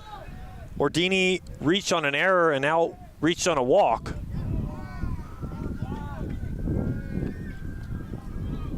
Now it looks like Sam Simpkins is walking behind us, getting ready to go warm up in the bullpen.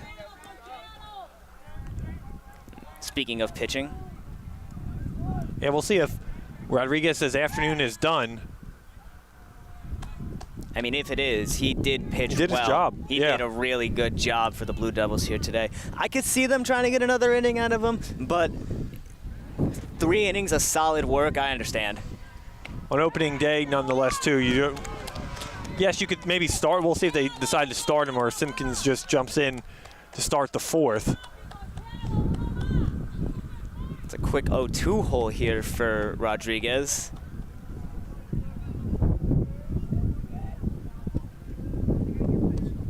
Hernandez pitches low. Garcia tries to frame it up. He called a ball. It's a good pitch. You're hoping that they get a swing and miss on something like that, but no dice there. Rodriguez wasn't going fishing that time around. Pretty star-studded crowd here, as I believe Ave Ingram of the Trenton High basketball team has just arrived to watch the Tornadoes play here.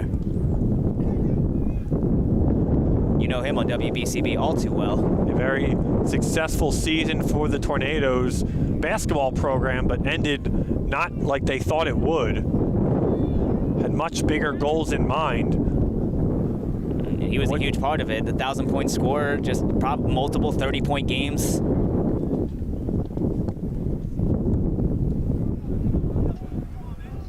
He will look to move on to the next chapter of his athletic career.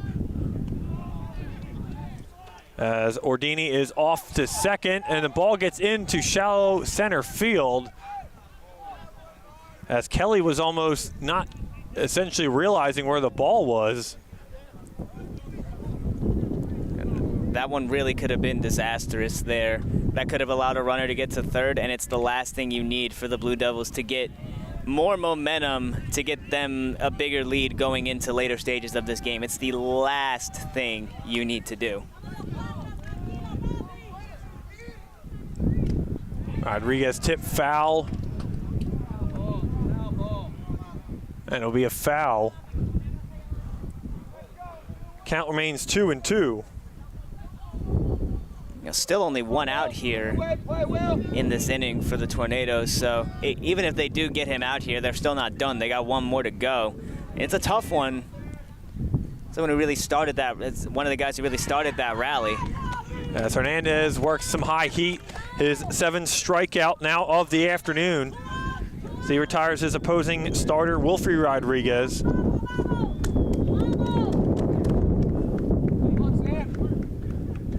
That'll bring up Sam Leibowitz now. Leibowitz 0 for 1 with a strikeout and a hit by pitch. First one there just caught the zone. We've seen that a couple of times. The zone, I'll say it's been consistent, but where it's been consistent has been inconsistent. That low corner's been called a couple of times, and then it hasn't. Same thing for that high inside corner. Oh my God. As Leibowitz is plunked off the helmet, shakes things off, seems to be okay. And that's going to rattle him. It looked like it hit the earpiece. Down here talking with the first baseman, Kennedy, I guess just making sure that he's okay.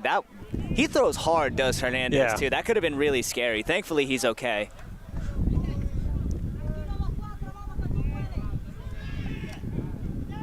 And I bring up Colton Bush. Runners go, and in there safely as Ardini's in safely at third. A positive to come out of that for the Tornadoes is that the pitch was a strike. Two outs already this inning, just 2 more pitches, and you got a chance to get out of this. Even if the runner does eventually try to move on to second here, I think Hernandez should just be dialed in. I don't think he should do that. I think he should be completely dialed in on Colton Bush right here at the plate. And it's a big guy to be locked in on, too, because he can definitely uncork one, as we've seen earlier today.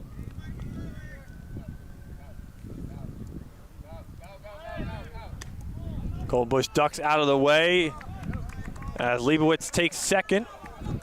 Colton Bush got the run started for the Blue Devils in that 3rd inning with an RBI single himself.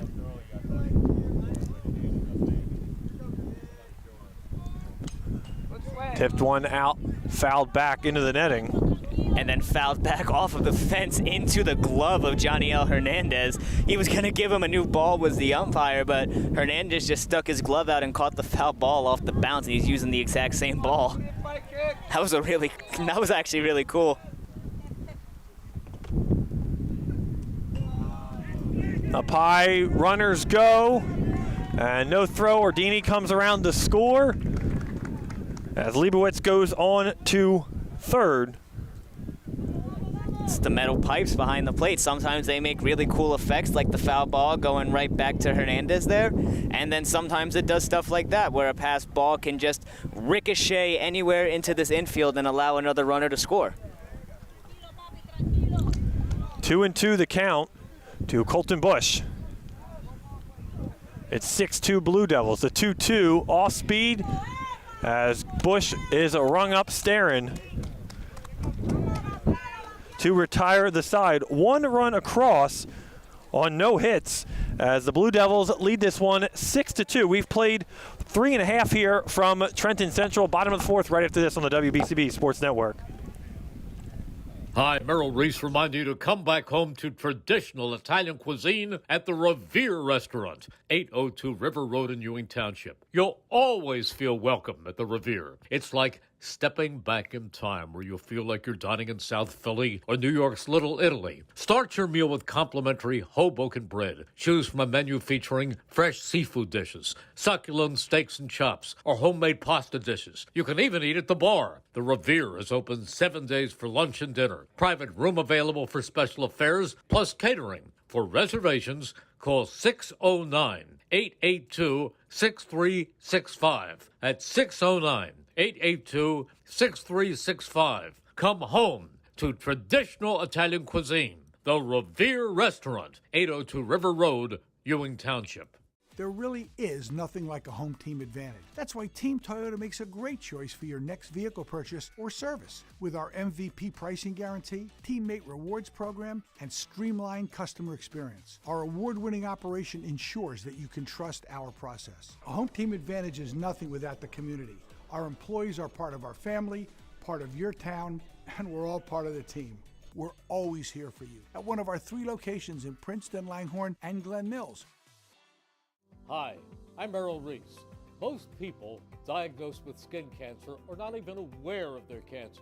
It's important to get a complete skin checkup. Kessel Dermatology offers a vast array of surgical procedures, including Mohs surgery, plus other non-surgical options. Take care of your skin. Schedule an appointment with Kessel Dermatology.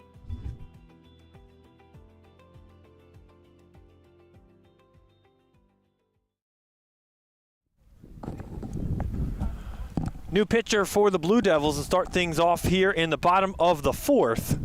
It'll be Sam Simpkins will take over duties from Wilfrey Rodriguez. Rodriguez, 3 innings pitched, 4 hits, 1 run, earned run, a pair of walks, and only 1 strikeouts. But like you said, Ryan did his job for the afternoon. That'll be up to the Ewing bullpen here in 2026 in the first game of the year. Yeah, and Sam Simpkins is coming out here and just trying to lock back in. He has had not the greatest day at the plate today, and that's not his fault. He had a good line drive that was caught, and then it just hasn't been going his way. But again, it just could be opening day type thing. Just get that out of the way now, lock in on the mound, and give your team a solid 3 innings here to get out of it and get your first win of the year. So Simpkins will be responsible for Warlin Paulino, Justin Garcia, and Jerkson Alvarez.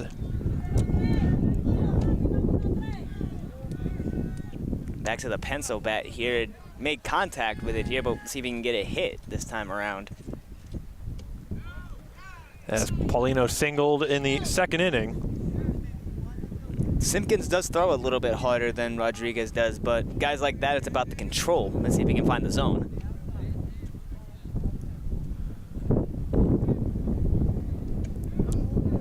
Found it there. Simpkins does not have any pitching stats for last year, so he did not make any pitching appearances.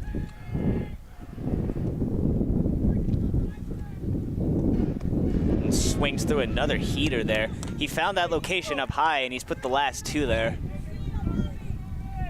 Yeah, Simpkins hasn't pitched since his sophomore year.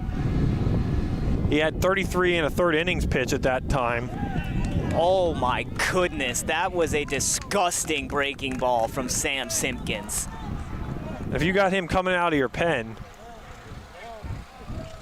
throwing those kind of pitches, you're in good shape for Ewing.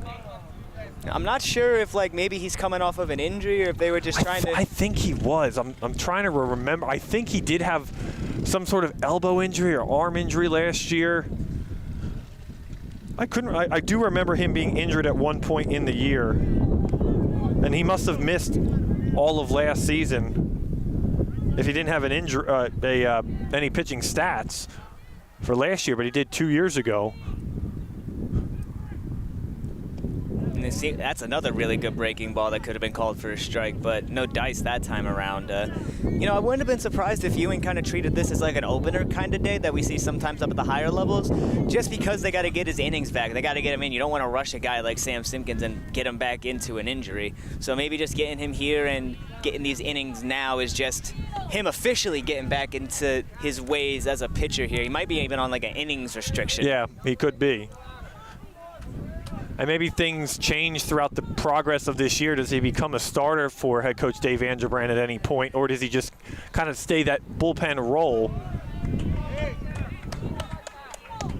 And I think that'll come more into fruition depending on how Ewing plays the rest of this year. They've been playing a really good brand of baseball right now, but again, it's only opening day. It's just day 1. So there's a lot of room here for Ewing to get better. There's a lot of things that can happen that could also negate Ewing's progress here, but I think Simpkins is going to be a massive part of it regardless, whether he stays at the shortstop position or they get him back in more of a starter role, because it looks like Rodriguez took over shortstop for him, and maybe he is the suspected ace for this program. not too sure. We're going to have to see how he does here. He did give up a runner just now, and he's coming up with the DH. Alvarez. Alvarez here, and then he's got to go right back to the top of that order with Kelly. So he's got a tough bit of hitting to go through here, but let's see if he can do it. Alvarez, the designated hitter today. He's got an RBI single. He put a charge into the ball that he hit, too, for a single. It was monstrous. It sounded loud. I thought it was going to go a little bit further from what I saw, but he was still able to get the RBI for his team. As a good play by Rodriguez, fumbled it, collected it down the first for 2 as Alvarez gets in there. So it'll be a fielder's choice for Alvarez. As a great recovery by Wilfred Rodriguez at second on his back, and was able to get the toss over to second to Chianese. And that almost was a chance at a double play there, but I got to give credit to Ryan Gregg as well. That was a great pick there to keep the ball in front of him to stop the runner from advancing, but almost a beautiful double play there for Ewing. So we'll go back to the top of the order for the Tornadoes, and Jeremiah Kelly 0 for 2. And disagreeing again with the strike call here. That outside corner has been a little iffy for a good portion of the game. Sometimes it's called, sometimes it's not.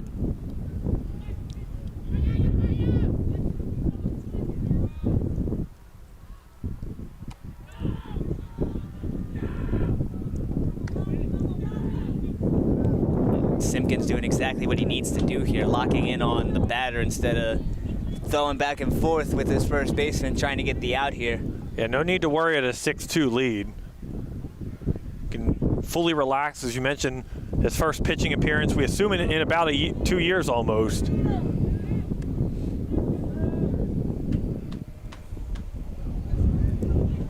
he ends up behind right now in this at-bat.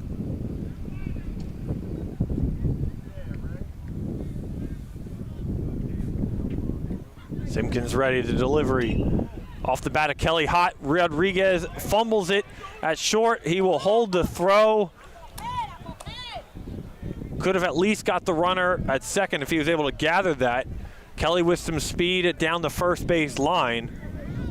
It just looked like he immediately lost that on the transfer there. He made the play. He brought the glove up, and then that ball just said, shoo, right out of the glove.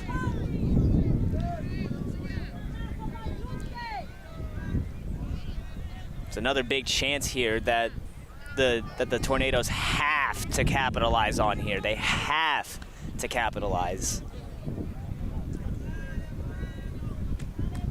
As Jaharis Janeo, the batter, Janeo 0 for 2. Pop out and a line out. Simpkins pitch outside. That's the thing. Simpkins will steal a strike early, and then he'll fall behind.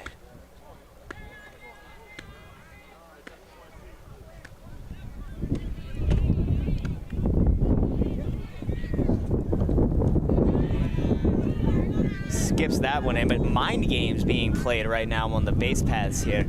Runner on first base is clapping, and then runner on second is just wiggling and wobbling out there just to try to get Simpkins off his rhythm. 2 outs, Tornadoes trying to get something going here in the bottom half of the fourth. Janeo swings, chops it off his foot, just out in front of him.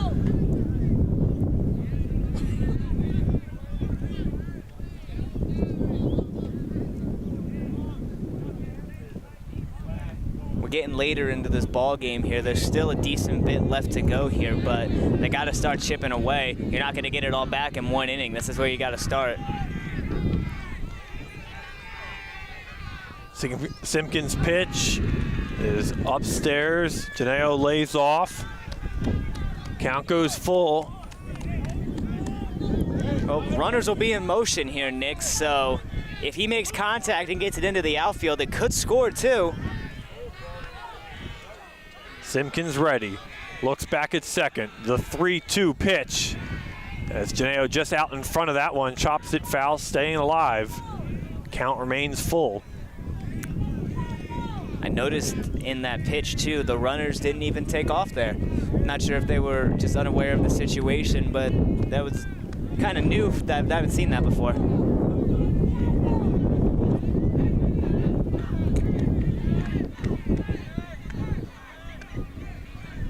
Again, we'll do it again. 3-2. Janeo pops this one up. Greg goes back into shallow right field, and he puts this one away. Simpkins works out of the inning. We have played 4 from Trenton Central. Ewing is still in control. It's 6-2 on the WBCB Sports Network. Capital Health's primary care network continues to grow, bringing its extensive option of locations to your neighborhood. Whether you're scheduling a wellness checkup or not feeling well, advanced medicine starts with a Capital Health primary care doctor at locations near you in Mercer, Bucks, and Burlington counties. To find a Capital Health primary care location that's convenient for you, visit capitalmedicalgroup.org. That's capitalmedicalgroup.org. New Jersey is home to the best public schools in the nation. And that didn't happen by accident. It's the result of parents, educators, and communities working together year after year to give our students a world-class education, no matter the challenge. Because parents and educators know that with a shared commitment to our public schools, our children can learn, grow, and thrive. And together, we can keep New Jersey's public schools the best in the nation. There really is nothing like a home team advantage. That's why Team Toyota makes a great choice for your next vehicle purchase or service. With our MVP pricing guarantee, teammate rewards program, and streamlined customer experience, our award-winning operation ensures that you can trust our process. A home team advantage is nothing without the community. Our employees are part of our family, part of your town, and we're all part of the team. We're always here for you at one of our 3 locations in Princeton, Langhorne, and Glen Mills.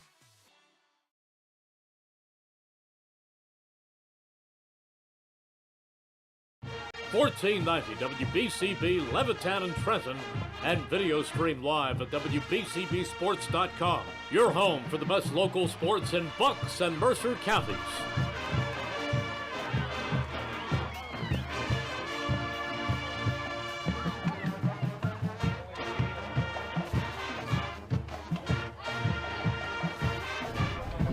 Top of the 5th here from Ewing High School.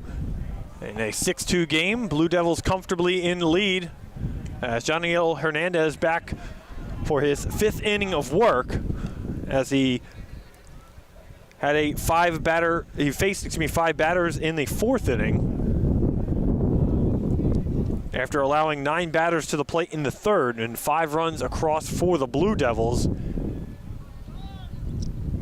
I'm sure he's just happy to not be facing the top of the lineup for a 3rd straight inning here. Yeah.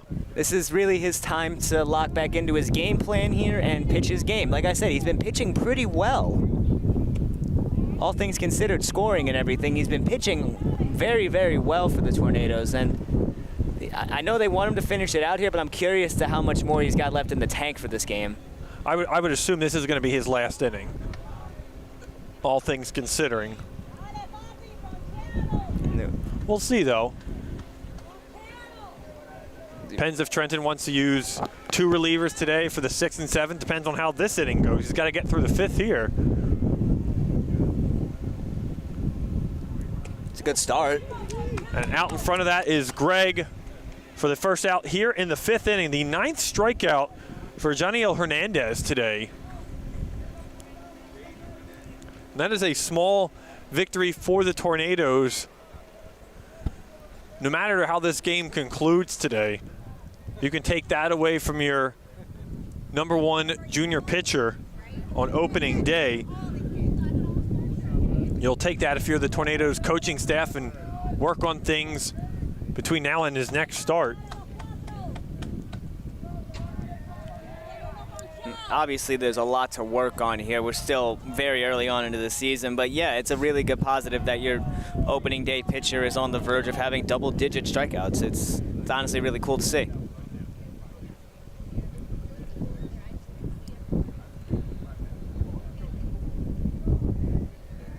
And even if it wasn't for that third inning, I mean, you hate to play the what-if game, but you just feel bad for Hernandez being as productive as he is, considering the score. But as we mentioned, Ryan, with the errors and everything that his defense has allowed today, I mean, maybe I'm not the official scorekeeper. Maybe you're looking at 2 to 4 runs allowed overall if you take away the errors. It's a check swing there from Mason at Bourne down the line. That alone makes it such a different game. Yeah, I'd be half tempted to say that the score of this game would be 2-3. Ewing would still be in the lead here, but I do think that this game would be a lot closer if those errors didn't happen. Because it's like, I don't want to sound like a broken record, but Joniel Hernandez has pitched phenomenally for the Tornadoes today. I mean, it was really one inning. One inning, it was his hiccup. Yeah, and he just needed a lot more help than he got. Uh-oh. Another car. Oh, that bounced somewhere. As long as it wasn't mine. I don't know. That might near be my car. As long as it's not a run-down Nissan Altima, we're good. 2-2 to Mason Bourne. And in there, as he tries to back away for a called strike, the 10 strikeout, there it is for Joniel Hernandez. So he reaches double-digit strikeouts here on opening day. That breaking ball has been finding the inside part of the plate for both sides, really. But Hernandez taking advantage of it here and getting another huge strikeout. Double-digit Ks, Joniel Hernandez, what a day for you.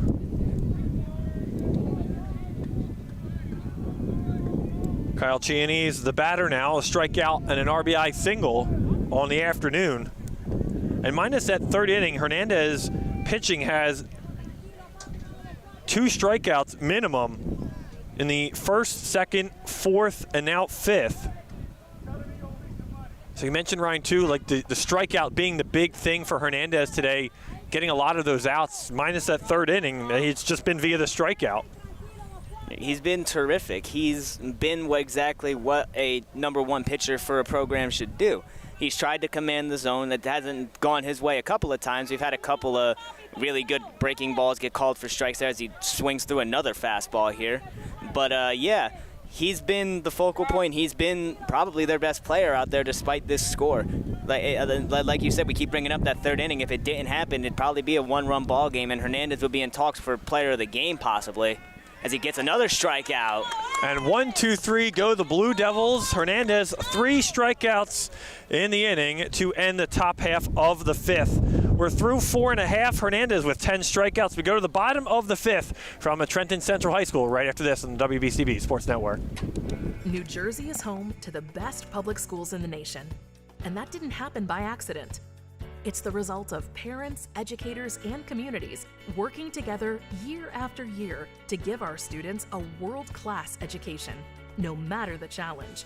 Because parents and educators know that with a shared commitment to our public schools, our children can learn, grow, and thrive. And together, we can keep New Jersey's public schools the best in the nation. Hi, I'm Merrill Reese. Kessel Dermatology has a highly rated and award-winning dermatology team with over 130 years of collective clinical experience. They've been voted as the region's best dermatologist and doctor for 20 consecutive years. Over 1,500 5-star reviews from satisfied patients. Take care of your skin. Schedule an appointment with Kessel Dermatology.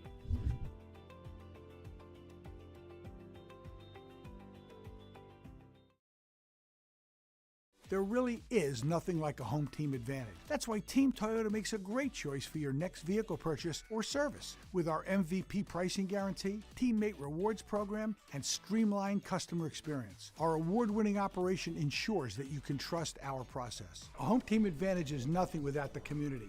Our employees are part of our family, part of your town, and we're all part of the team. We're always here for you at one of our 3 locations in Princeton, Langhorne, and Glen Mills.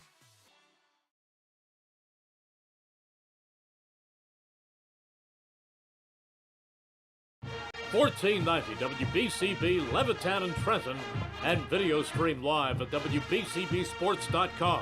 Your home for the best local sports in Bucks and Mercer counties.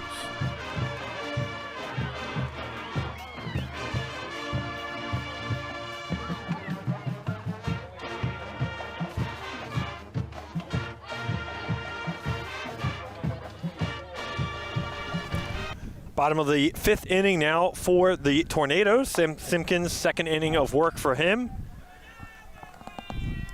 as he will face Stalin Hernandez, Janiel Hernandez, and Amir Kennedy here in the bottom half of the 5th.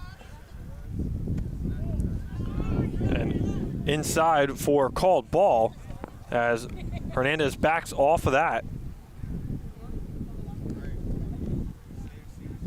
Before we get going into this inning, I would like to just shout out 2 of our co-workers here. Ground ball here to second base. As Hernandez is retired. But yeah, it is opening day across most leagues here, so shout out Jordan Hirsch, Rich Fisher, whoever else is from WBCB at the game in Philly, where it's been quite successful right now for the Fightins opening up the season here. But yeah, love that for you guys. So happy for both of you. You having so much fun. I love it for you. I mean, we're guys. all outside, watching baseball in different aspects. Yeah, sure, but one's watching Bryce Harper. Yeah, but he hasn't gotten a hit yet. Nope. Looks just like the WBC, doesn't it, Nick? It does. That luck has continued for Mr. Harper. Sam Simpkins battles with Janiel Hernandez. In a quick 2-0 hole here is Hernandez, and he's put a couple decent swings on the ball as well. We saw him just miss on like a pop-up earlier, and then he did get a single out of it, I believe. Big swing and a miss from Hernandez. He wants to put it over the fence. He wants to put it over the fence in a big, massive way here. Doesn't get them tied up or get them the lead or anything, but it could be just that one little momentum swing that they need. Those home runs will come for Hernandez throughout the year at some of these other ballparks. Yeah, it is. He'll get some. It is difficult to get it out here. Yeah. I should say most of these CVC stadiums, it is hard, or fields, it's hard. But if you get the right wind on the right day, a nice swing, and can put it out in a lot of these fields, excuse me. Remember, I saw somebody put it out in West. That was really impressive because that's deep. Hernandez chops it down to third. Throw across the diamond as Greg tries to reach over. As he is safe. A good throw by Mason Chisholm down at third for the Blue Devils, but Hernandez just beats it out. Yeah, Hernandez almost overran the bag there, and him and Greg had a little race, or Greg, excuse me, had a race back to the bag there to get back there, but it seemed like Hernandez just beat it out.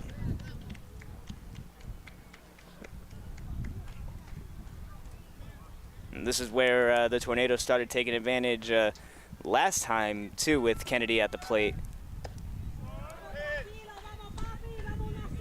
Kennedy 0 for 1 on the afternoon, a line out and a walk in the third. He had that big double as well that got caught in the soccer nets out there.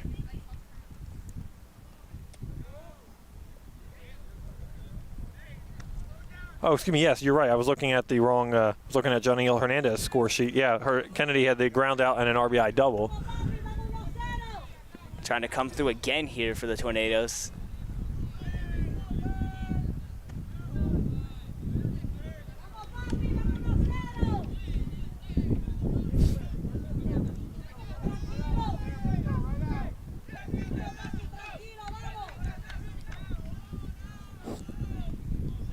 Simpkins, again, also another one of these pitchers that is taking his time. He's not getting rushed at all.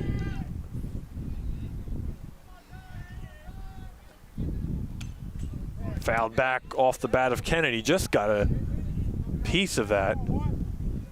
Yeah, Simpkins almost blew that one right by him there. Lucky to make contact on that.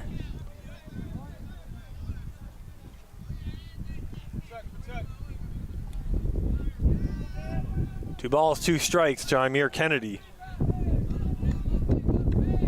Simpkins' delivery is low.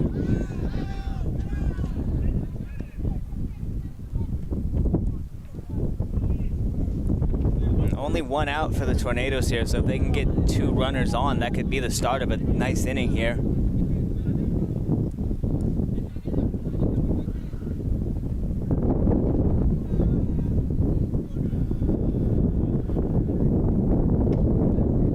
Kennedy again staying alive, getting a small piece of that.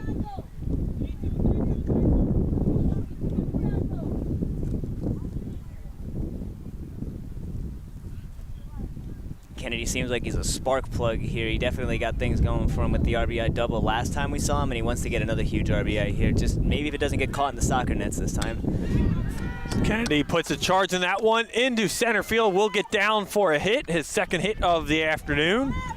As Tornadoes have runners on first and second with one out here in the fifth. Another really good swing there from Kennedy. That one didn't get into the gap like the last one did, but he's able to advance the runner station to station. And now the Tornadoes got a little bit of things going here in the fifth.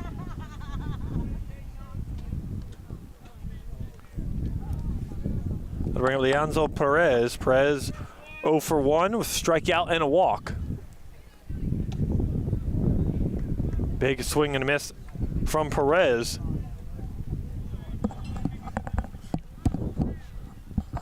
I like Kennedy's placement in the lineup, but you might think about moving him up.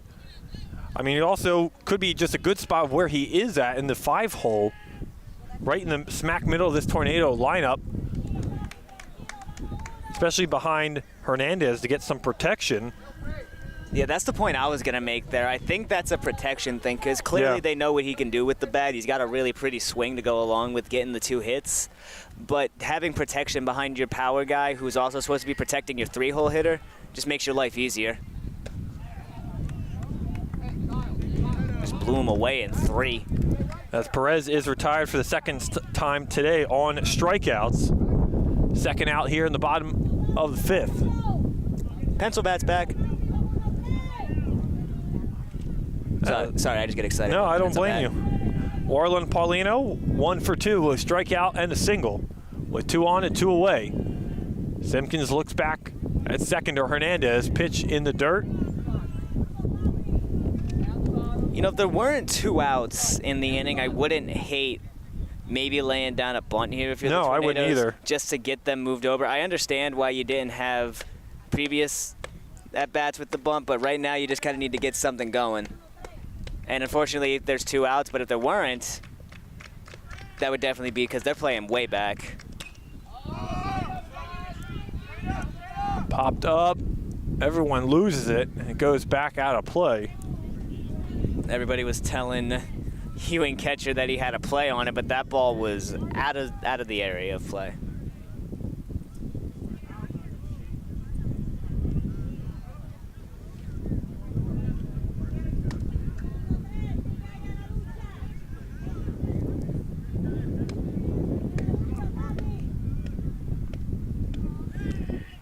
Paulino did get a hit earlier, but he's got to come through later in this ball game.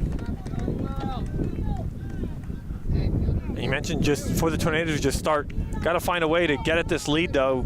2 strikes here in the bottom of the 5th. Not too many chances left in this ball game for them. The 1-2 pitch from Simpkins is swung on and missed. And the side is retired. Paulino goes out on strikes. Back-to-back strikeouts for Sam Simpkins to retire the side. And 1 hit, 2 base runners stranded as we've played 5 here from Trenton Central. Blue Devils lead at 6-2 on the WBCB Sports Network. Capital Health's primary care network continues to grow, bringing its extensive option of locations to your neighborhood.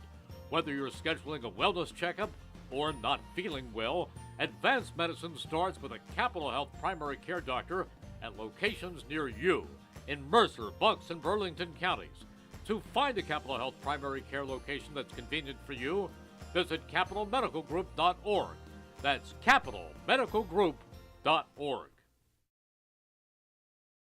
Hi, Merrill Reese reminding you to come back home to traditional Italian cuisine at the Revere Restaurant, 802 River Road in Ewing Township. You'll always feel welcome at the Revere. It's like stepping back in time where you'll feel like you're dining in South Philly or New York's Little Italy. Start your meal with complimentary Hoboken bread. Choose from a menu featuring fresh seafood dishes, succulent steaks and chops, or homemade pasta dishes. You can even eat at the bar. The Revere is open 7 days for lunch and dinner. Private room available for special affairs, plus catering. For reservations, call 609-882-6365. That's 609-882-6365. Come home to traditional Italian cuisine. The Revere Restaurant, 802 River Road, Ewing Township.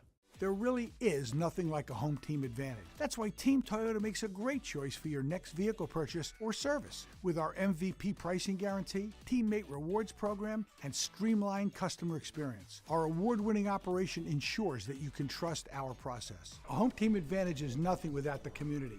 Our employees are part of our family, part of your town, and we're all part of the team. We're always here for you at one of our 3 locations in Princeton, Langhorne, and Glen Mills. Hi, I'm Errol Reese. Most people diagnosed with skin cancer are not even aware of their cancer. It's important to get a complete skin checkup. Kessel Dermatology offers a vast array of surgical procedures, including Mohs surgery, plus other non-surgical options. Take care of your skin. Schedule an appointment with Kessel Dermatology.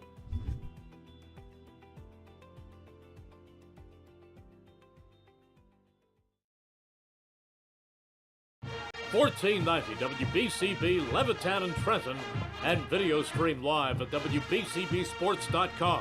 Your home for the best local sports in Bucks and Mercer counties.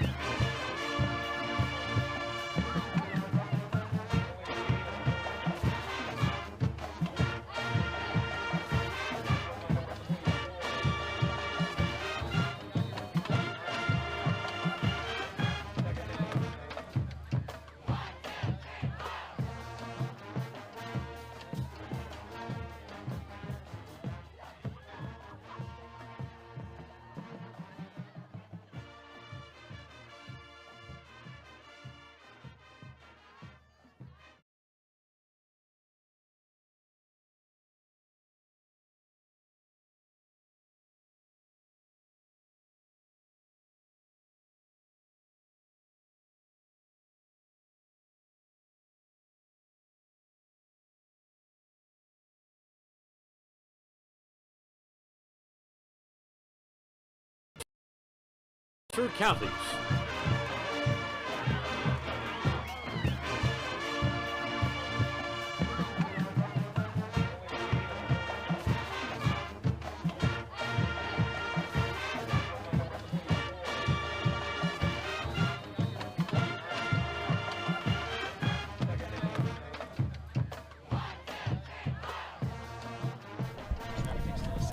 Welcome back, everyone, to Trenton Central High School. New pitcher on the mound for the Tornadoes. As Mason Chisholm starts us off, pops this one up. It's Jaharis Janeo, the pitcher. He only had 2 innings in 2025, 3 hits, 6 runs, only 4 of those earned, as he makes his first pitching appearance here in 2026. Couple of changes defensively for the Tornadoes, as Jonaniel Hernandez afternoon is complete. 5 innings on 4 hits, 6 runs. Don't have exactly how many of those were earned. A pair of walks and 11 strikeouts for the junior starter for the Tornadoes. As it'll be Chisholm and then the top of the order for the Blue Devils here in the top of the 6, Simpkins and Ordini. We have Kennedy at second base. Paulino stays at shortstop.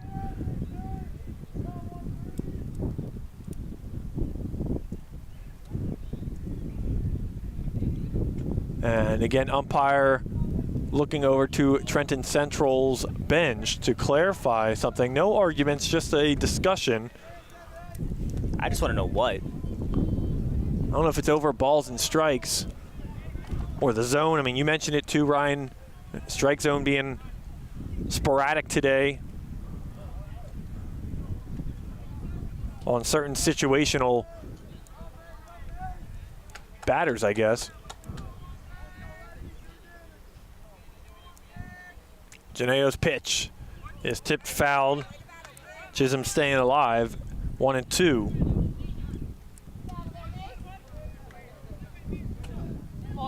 Come on, Chase.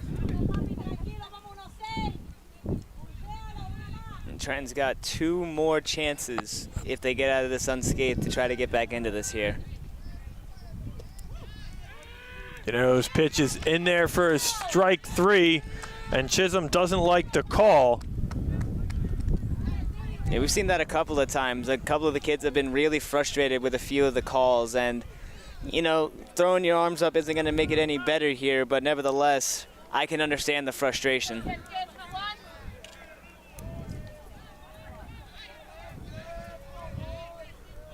As Janae will try to keep this game where it's at a 6-2 disadvantage for the Tornadoes.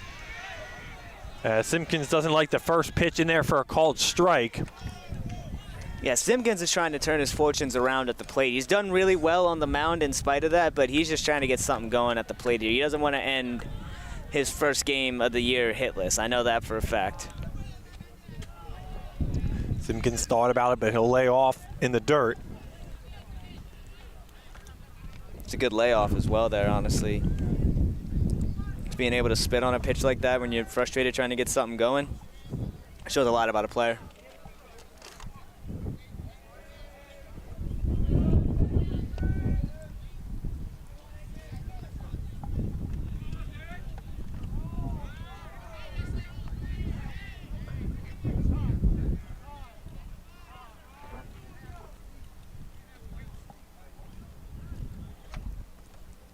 All right, so now they're saying that he can't have white sleeves. That one I heard. Maybe that's what the discussion was, but why are they doing this now? In the middle of the at-bat when he was warming up in between innings. I've never seen this one before, Nick. No, I haven't either. In the middle of the inning. Well, that one was a little ridiculous. Not sure why that one couldn't have been handled in between innings, but nevertheless, here we are. As Jonathan Hernandez takes his black sleeve off to hand it over to Janeo now. Now they're going to call time because his jersey's untucked. Might as well, right? Get it out of the way. I mean,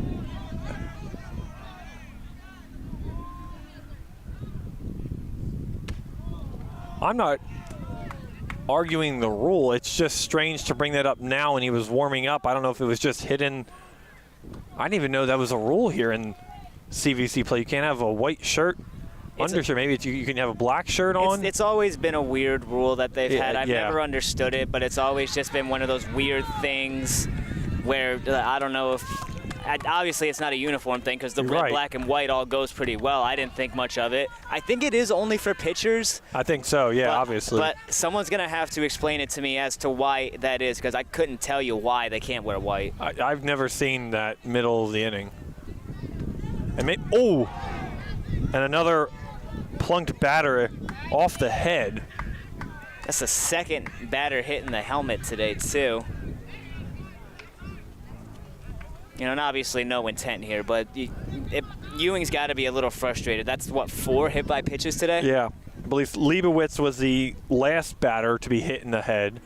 As again, Simpkins okay, shakes it off and walks down to first base. I'm sure he's just happy to be on base right now. Yeah. 0-3 afternoon on 2 strikeouts and a line out for Simpkins. It's going to be a low on-base percentage to start the year for him, but he gets on here in the 6th. And he's off and running on the first pitch, sliding head first safely in there on the steal. Get him in.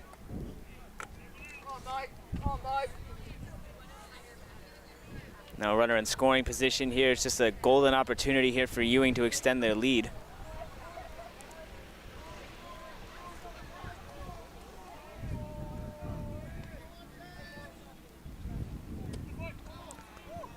Doesn't get the call there on that one. That one looked pretty close to the other ones we've seen today.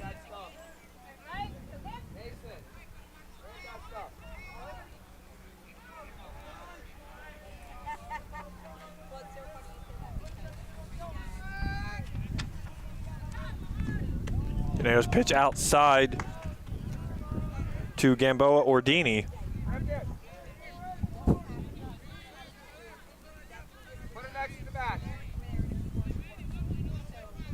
Behind in the at-bat here is Genoa, but he's got to lock back in here and get out of the inning. You don't want Ewing to extend it.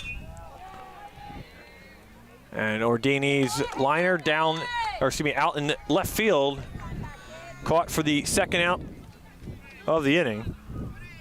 He did get a good piece of that ball there, but we've seen it a couple of times. Good piece just finds a glove. We've that 3 or 4 times today we've seen that happen.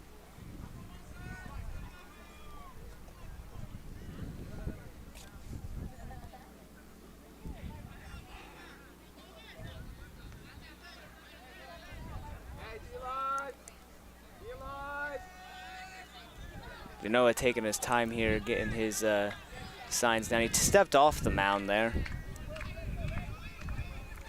He's got 2 down here, and he's helping Trenton try to fight back into this game. High pitch to Rodriguez in the dish. Simpkins takes third. Rodriguez, a pair of strikeouts and a walk here this afternoon. There's some control issues here as we get later into the game here. He's that one went behind the batter, I believe, and it almost clipped him, and it was a high miss again.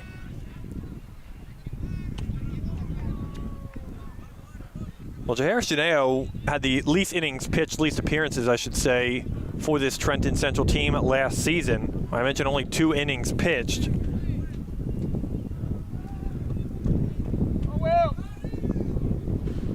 Assuming he's going to be in a much larger role this year with this pitching staff.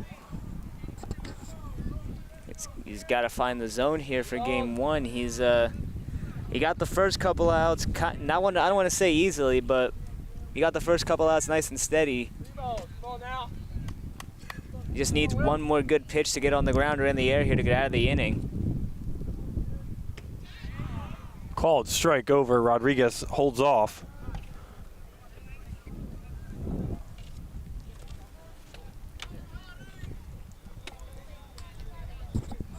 Three balls, 1 strike.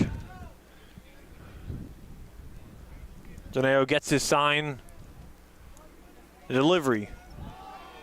And it looked like it clipped Rodriguez. It did, as he will be a second hit batter of the inning, as he'll go down the first. Runners on the corners now for the Blue Devils here in the 6th.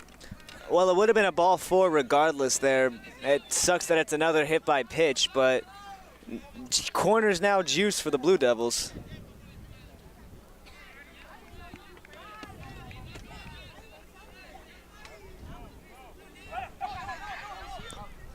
As Rodriguez will take the open bag at second, throw down to third at Simpkins as Simpkins gets back in there safely. No need to pay attention to runner on second here with 2 outs.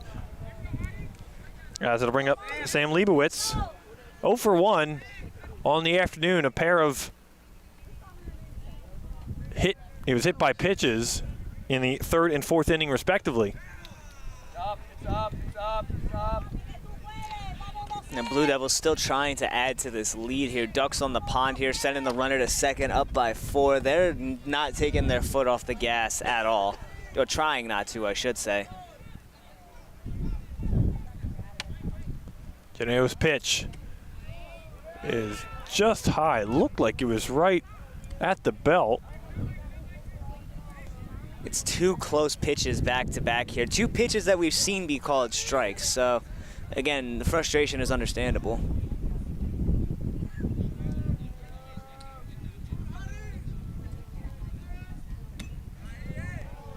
Big cut there. That one went foul.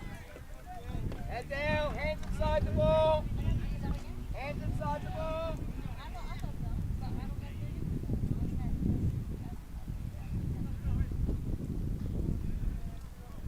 2 balls, 1 strike to Sam Leibowitz. 2 runners on. Blue Devils trying to add extra runs here. And off the mitt of Garcia, Simpkins comes in. No throw, standing up. It's 7-2. That's just the thing there. The control has been the story of the game the last couple of innings here. We've seen the hit by pitches, and then obviously they're missing their spots on some of these pitches to where their catcher's got to come out of squat just to jump up and get it. It hasn't been Hasn't been a good control day near the tail end of this game for the Tornadoes. And another one behind him. And Rodriguez comes in to score. 2 runs in off 2 wild pitches.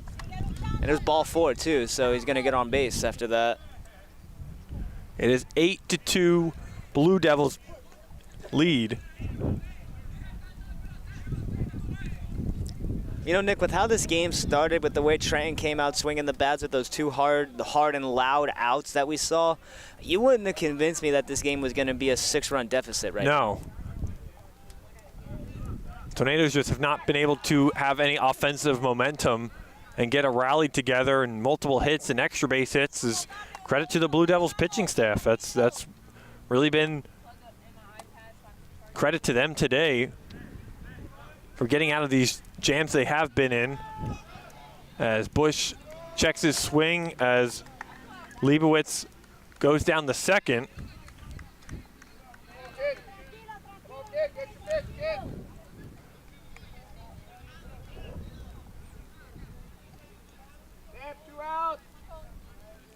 Yeah, still sending runners up by 6. They do not want to make this easy. Blue Devils have scored 3 of their 8 runs today without getting a hit. They did it in the 4th inning with 1 run. Now 2 runs across here in the 6th. Fly to right field, and that will retire the side. But the Blue Devils get even extra insurance to end their half of the 6th. We go to the bottom of the 6th. 8-2 Blue Devils over the Trenton Central Tornadoes here on the WBCB Sports Network. Capital Health's primary care network continues to grow, bringing its extensive option of locations to your neighborhood. Whether you're scheduling a wellness checkup or not feeling well, advanced medicine starts with a Capital Health primary care doctor at locations near you in Mercer, Bucks, and Burlington counties. To find a Capital Health primary care location that's convenient for you, visit capitalmedicalgroup.org. That's capitalmedicalgroup.org. Hi, Merrill Reese reminding you to come back home to traditional Italian cuisine at the Revere Restaurant, 802 River Road in Ewing Township. You'll always feel welcome at the Revere. It's like stepping back in time, where you'll feel like you're dining in South Philly or New York's Little Italy. Start your meal with complimentary Hoboken bread. Choose from a menu featuring fresh seafood dishes, succulent steaks and chops, or homemade pasta dishes. You can even eat at the bar. The Revere is open 7 days for lunch and dinner. Private room available for special affairs, plus catering. For reservations, call 609-882-6365. That's 609-882-6365. Come home to traditional Italian cuisine. The Revere Restaurant, 802 River Road, Ewing Township.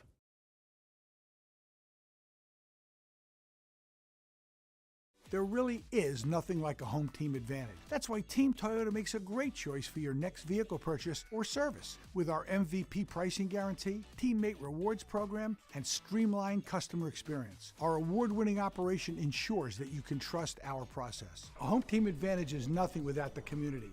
Our employees are part of our family, part of your town, and we're all part of the team.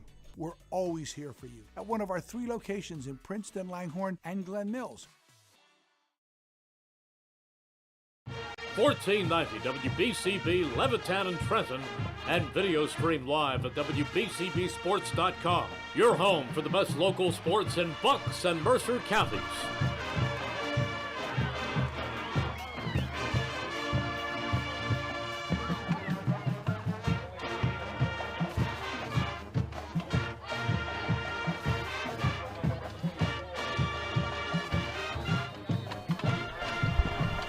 Bottom of the 6th here for Trenton Central. They're down 6 runs after allowing 2 runs on pass balls.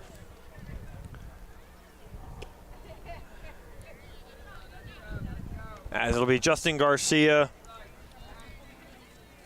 to start things off here in the bottom of the 6th. Simpkins back out there.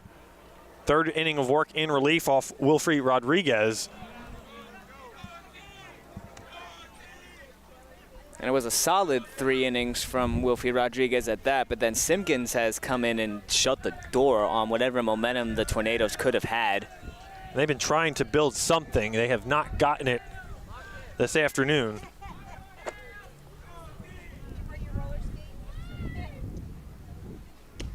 Big swing and hack from Garcia. An interesting plate approach there. I'm a little surprised they didn't wait to get a called strike there, because if you're Trenton, you need base runners, and you got to get them anyway fit.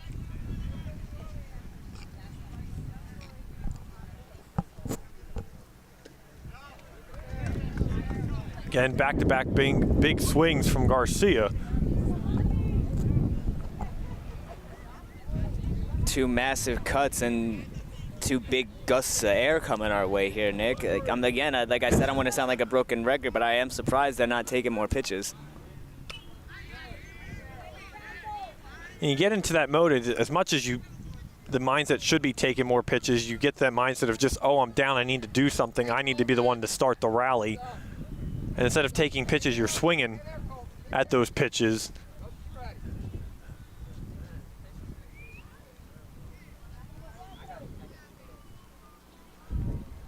Two-two pitch from Sam Simpkins. It's a tough pitch to lay off from Garcia. Yeah, that one was a really good location there.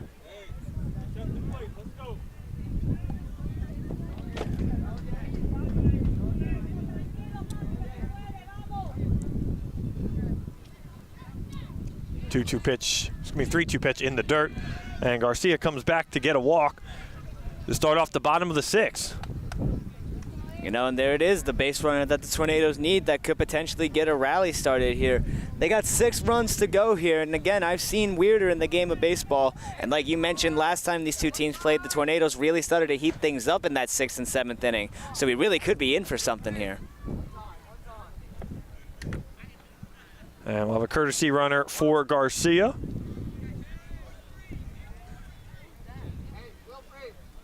It'll be Juan Estevez coming in to courtesy run, the freshman.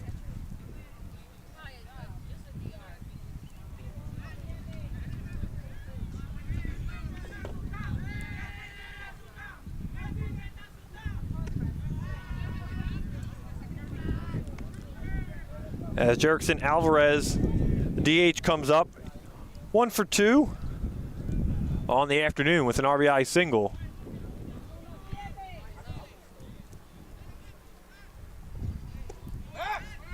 Throw down the first, Greg on the tag. And the freshman gets back in on the base just in time. We've seen a couple close plays at the bag there just like that. That one, again, I am a little surprised it didn't go the way of the Blue Devils.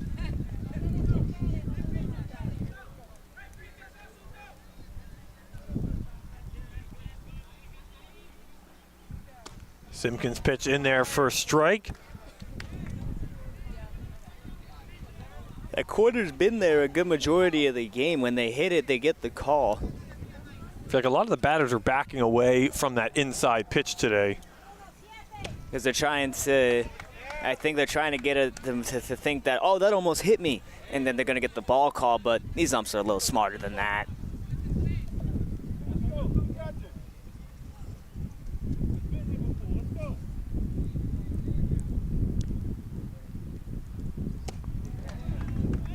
Good pitch there from Simpkins.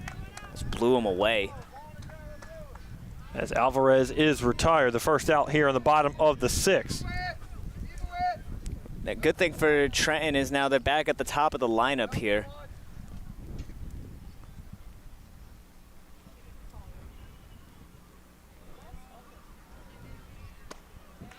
Big fastball from Simpkins blows that right by Jeremiah Kelly. Kelly 0 for 3 on the afternoon.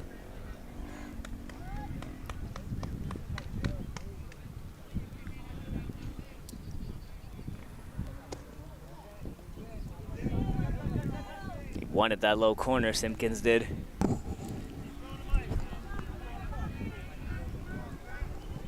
Those 2 runs in the 6th inning for the Blue Devils are really going to come and handy and make things much more difficult for this Tornado team. They've had a couple chances throughout the afternoon to just dig and gnaw at this lead and break it down, but they have not been able to get anything going. As Kelly puts a charge into that one, flied and playable out in right center field as Leibowitz comes on for the big second out. Good bat there from Jeremiah Kelly, good swing. But yeah, to go back to what you were saying about how the Tornadoes haven't been able to capitalize, they had a huge start to this inning with a lead-off walk. That is massive this late in the game when you're trying to cut into a lead. It's a long way to go, but they definitely have a shot to still do it, and this is the perfect time to do it with this spot in the lineup up. As Jaharis Janeo, the batter now, see he's popped up twice and lined out, 0 for 3.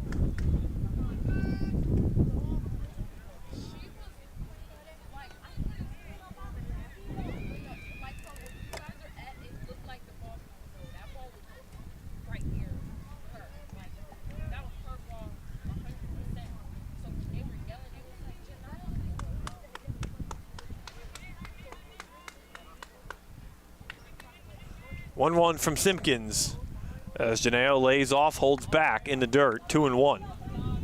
And Simpkins has been throwing pretty solid since he came in. I wonder if him not pitching in a while is going to have a little bit of fatigue going for him here.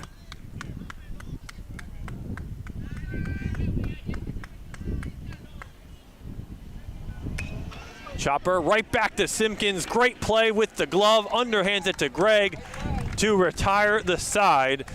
Another Trenton Central threat is neutralized by this Blue Devils pitching staff. We played 6 here from Trenton Central. Would go to the 7th. Blue Devils on top 8-2 on the WBCB Sports Network. New Jersey is home to the best public schools in the nation. And that didn't happen by accident. It's the result of parents, educators, and communities working together year after year to give our students a world-class education, no matter the challenge. Because parents and educators know that with a shared commitment to our public schools, our children can learn, grow, and thrive. And together, we can keep New Jersey's public schools the best in the nation. Hi, Merrill Reese reminding you to come back home to traditional Italian cuisine at the Revere Restaurant, 802 River Road in Ewing Township. You'll always feel welcome at the Revere. It's like stepping back in time where you'll feel like you're dining in South Philly or New York's Little Italy. Start your meal with complimentary Hoboken bread. Choose from a menu featuring fresh seafood dishes, succulent steaks and chops, or homemade pasta dishes. You can even eat at the bar. The Revere is open 7 days for lunch and dinner. Private room available for special affairs, plus catering. For reservations, call 609-882-6365. That's 609-882-6365. Come home to traditional Italian cuisine. The Revere Restaurant, 802 River Road, Ewing Township. Capital Health's primary care network continues to grow, bringing its extensive option of locations to your neighborhood. Whether you're scheduling a wellness checkup or not feeling well, advanced medicine starts with a Capital Health primary care doctor at locations near you in Mercer, Bucks, and Burlington counties. To find a Capital Health primary care location that's convenient for you, visit capitalmedicalgroup.org. That's capitalmedicalgroup.org. 1490 WBCB Levittown and Trenton, and video stream live at WBCBSports.com. Your home for the best local sports in Bucks and Mercer counties.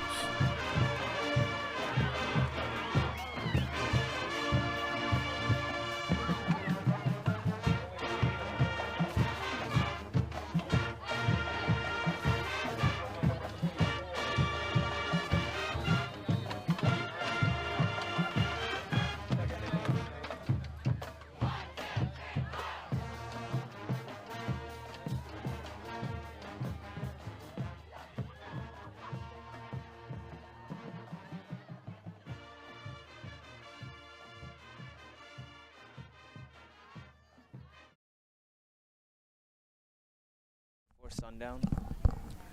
Final frame here from Trenton Central. As we start the top of the 7th, it'll be Ryan Gregg, Mason Bourne, and Kyle Cheney's, the 3. All were retired via the strikeout in the 5th.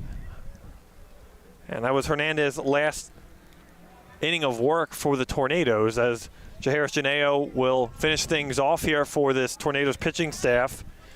On opening day, Nick Gallagher alongside Ryan Baxter and Brianne O'Neill. It's been a beautiful low 70s afternoon here. A nice crowd has filed in throughout the afternoon, in and out on both the Blue Devils and at Trenton Central sides of the field.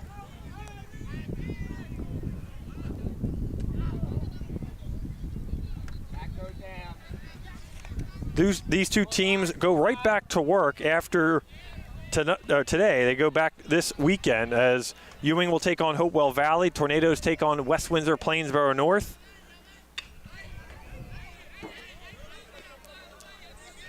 Big cut there sent foul.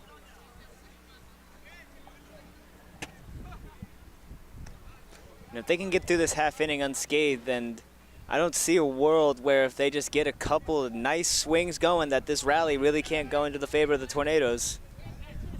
They can be clutch at moments. It was such a wild game last year from Ewing. If anyone remembers that game, I mentioned it a couple times. Tornadoes 4 runs scored between the 6th and 7th inning combined to rally and win that game 9-6. And what was a game that the Tornadoes felt defeated and deflated and just got a couple late rallies going in those innings. And again, that was their first 2-0 start since 2023.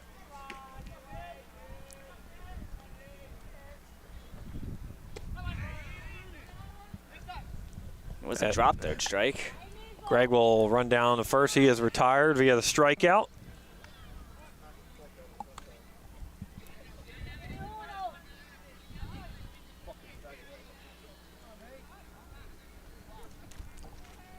As it'll bring up Mason Bourne.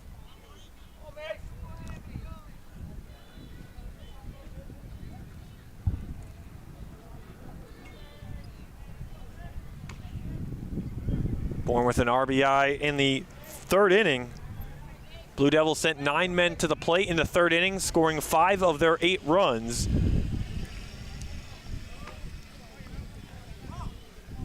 As they just did it on 3 hits and 2 errors by the Tornadoes defense. Good job, mate. Good job,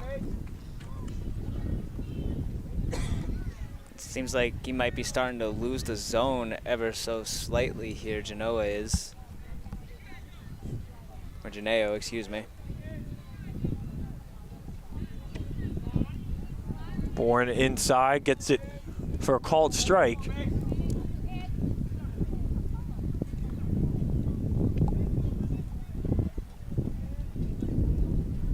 2 balls, 1 strike. And upstairs as Bourne has to duck out of the way.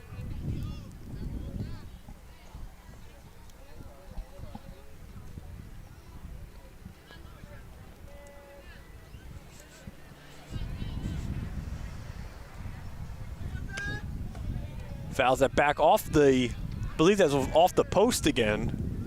2nd or 3rd time it's happened this afternoon. Just start putting bets on that, honestly. You can't really bet on high school sports, so you can bet on the things around high school sports. Yeah, why not?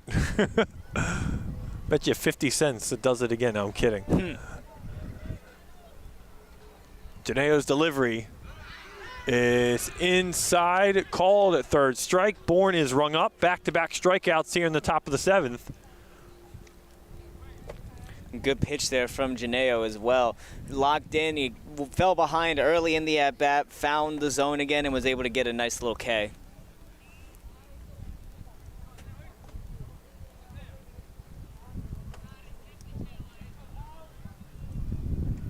Kyle Cheney's the batter. Cheney's with an RBI single in that 3rd inning.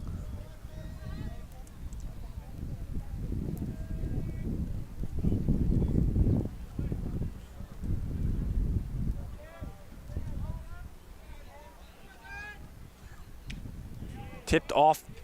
Maybe got a piece of the bat. Sounded like it was off its hands. 1-1. Yeah, I think he just barely got a piece of that one.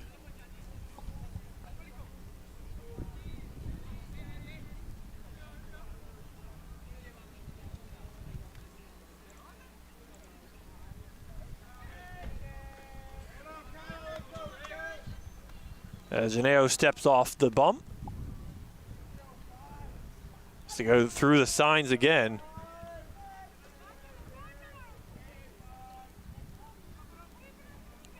Garcia mid-stand tries to get. She needs to chase. Good idea there. He's done it a couple of times today. He swung at the high heater, so I'm not surprised they went back to that there.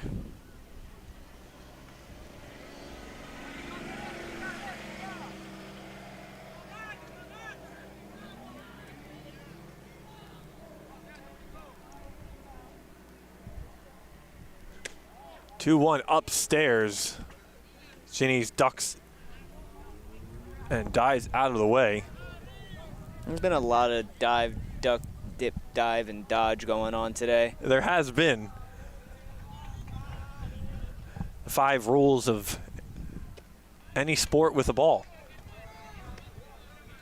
I mean, quite frankly, yeah, it is the 5 rules for dodgeball, but if you really think about it, you could apply that to every single sport that involves playing with a ball. Well, football, I don't know. Maybe not football. You go into it. You dodge the tackler. I guess so. You dip under the blocks. I don't know where you would dodge, duck. You duck. When do you duck? Do you duck in football? You can. I think the terminology is not there. Throwing a duck, I guess. You're throwing like a mallard. Yeah. Or if it's just a pass up into the sky. Yeah, and then the dive into the end zone. Yeah. And then you're dodging more tacklers. There we go. We figured it out. That's what you get with us on opening day here. In an 8-2 game. Pickoff move. Janeo throws over as Cheney's dives in safely. As Mason Chisholm the batter. Chisholm 0 for 3, a pair of strikeouts and a ground out.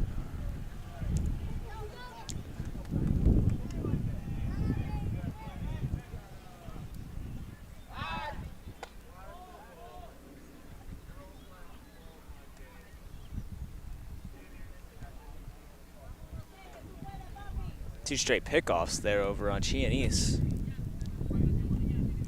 I don't know the point of that. Ooh, that was close. That was closer than it looked.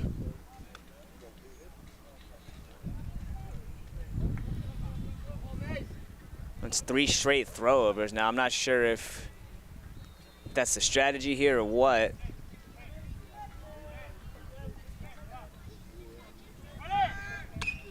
And a big charge from Chisholm off his bat. That'll get it all the way down to the fence out in left center field. As Gianni has lost his shoe rounding the bases, he will get home easily standing. It's an RBI triple for Mason Chisholm, and it's a 9-2 Blue Devils lead. Running all the way home without your shoe is quite the scene. He lost it halfway between third and second. He still scored, but you know what? That's still pretty funny. Tie your shoes, kids. Wow, what a good charge into that one from Mason Chisholm. His best swing of the afternoon, has struggled from the plate, has been angry at himself with a couple of his strikeouts. And he answers back with an RBI triple in the top of the 7th.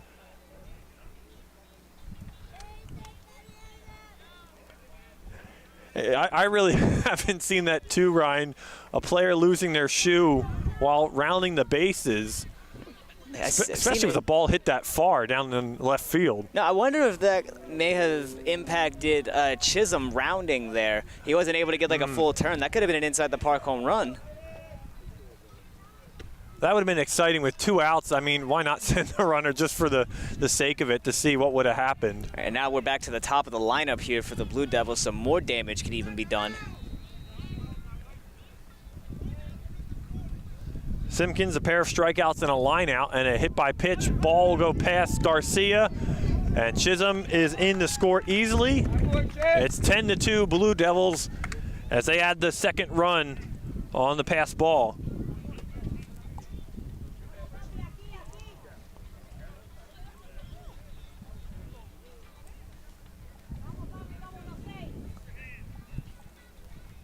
They're 2 strikes away from getting out of this inning.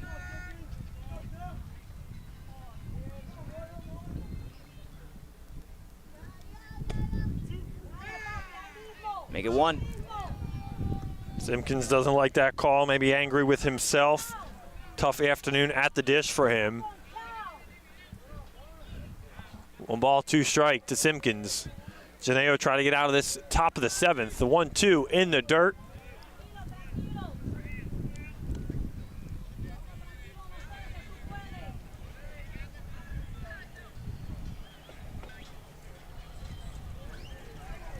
There's only 1 more strike for Trenton to try to come up and make up an 8-run deficit here.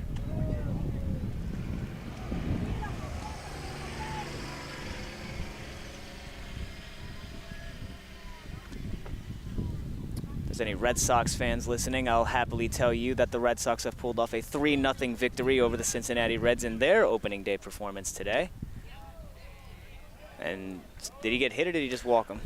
I think he hit him, but I think it was 3-1 anyway. Or 3-2, excuse me.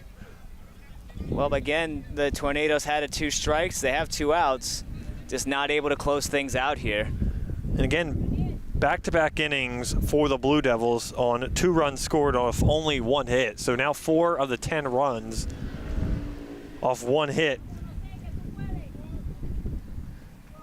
And even actually back in the second inning, they got 1 run off just 1 hit.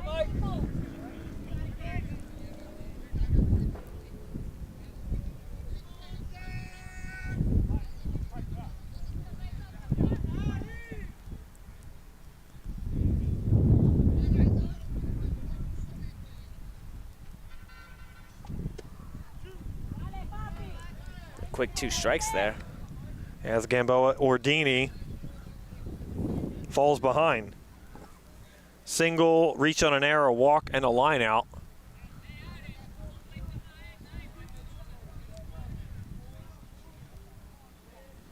He took a quick step off the mound there. I'll be ready.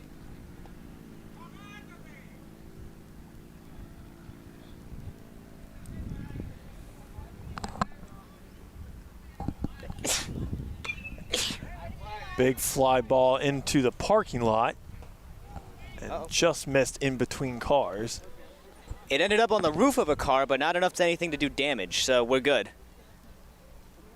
That's two cars away from mine. I'm not a fan of that one. We've already had 1 incident today. We don't need a second. And if it is the second, don't let it be mine. Pitches inside as Ordini backs off. It's still a 1-2 count here for Gamboa. So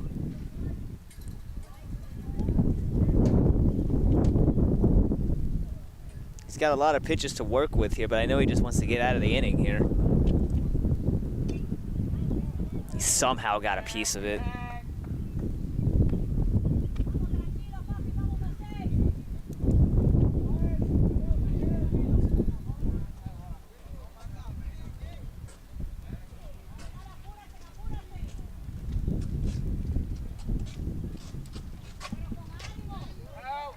Inside, runner takes off as Simpkins takes second. He had him 0-2, and there's 2 outs here. Now the count's even. Deuces are wild.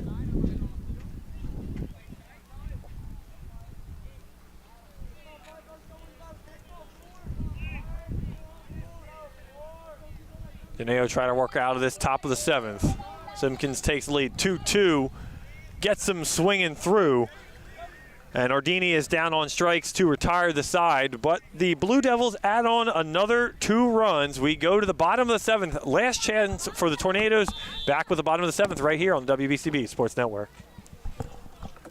Hi, Merrill Reese reminding you to come back home to traditional Italian cuisine at the Revere Restaurant, 802 River Road in Ewing Township. You'll always feel welcome at the Revere. It's like stepping back in time where you'll feel like you're dining in South Philly or New York's Little Italy. Start your meal with complimentary Hoboken bread. Choose from a menu featuring fresh seafood dishes, succulent steaks and chops, or homemade pasta dishes. You can even eat at the bar. The Revere is open 7 days for lunch and dinner. Private room available for special affairs, plus catering. For reservations, call 609-882-6365. That's 609-882-6365. Come home to traditional Italian cuisine. The Revere Restaurant, 802 River Road, Ewing Township. Capital Health's primary care network continues to grow, bringing its extensive option of locations to your neighborhood.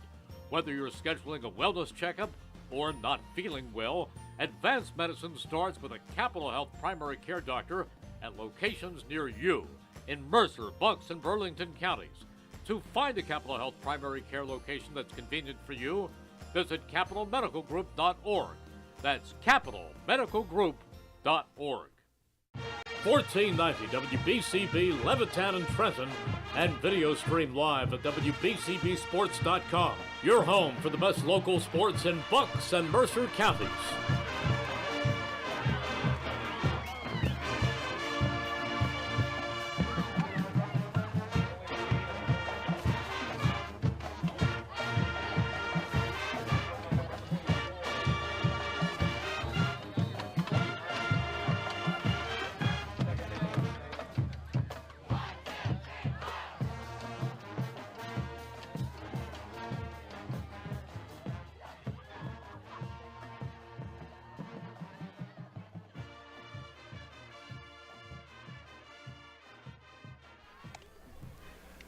Ewing Mayor Bert Steinman is cheering on all student athletes this spring as they hit the field, court, and track this season. Best of luck, Blue Devils. Go out and give it your all. Your message brought to you by Mayor Bert Steinman. Today's game is brought to you as a public service by the Mercer County Prosecutor's Office. Spring is a time when flowers bloom, grass grows, and burglars, thieves, and scammers are more active. To help protect yourself and your property, remember to lock vehicles, keep doors locked at home, and close and lock your windows and sliding doors when you go to bed or leave the house. Don't create an opportunity. Don't become a victim. Find out more about programs and services offered by the Mercer County Prosecutor's Office at www.mercercountyprosecutor.com. Bottom of the seventh, last chance for the Tornadoes this afternoon as they are down 8 runs. Colton Bush will come in to try to close the door this opening day. And Bush has no pitching stats over the last 2 years. So we don't have a full extensive background on his pitching experience and level. But he comes in just to have to fire strikes in the zone and get 3 outs. Well, yeah, I mean, sure, why not? Might as well get a debut outing. You got 8 runs to play with, so God forbid he does give up 3. You still got a 5-run lead.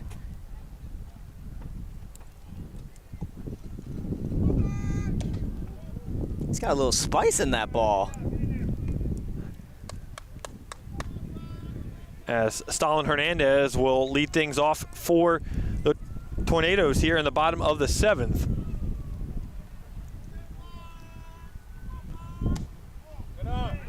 Tornadoes score in the 2nd and 3rd inning off a combined 4 hits between those 2 innings. Sent 6 men to the plate in the 4th, 5 men to the plate in the 5th, and 4 men to the plate in the 6th. As he tries to run this one out. Good throw at short. I believe Simpkins is back at short. Yes. Throws over to Greg for the first out here in the bottom of the 7th. That was a great play there by Simpkins. And he was hot. Hernandez was booking it down the line too, so he had to make a strong throw. Looked a little high, but a good thing Ryan Gregg's a little tall over there.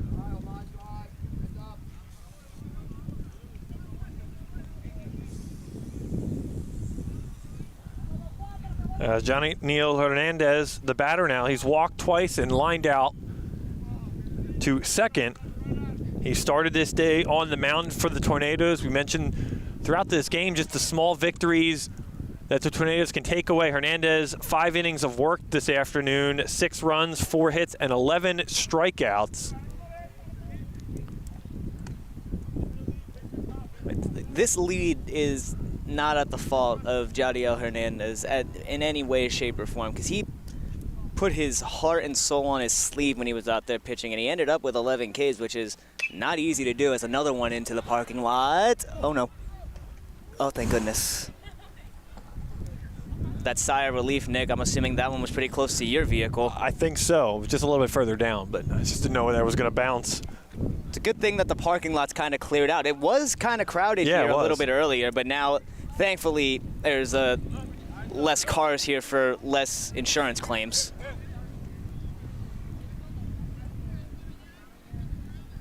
As 2-1 to Hernandez.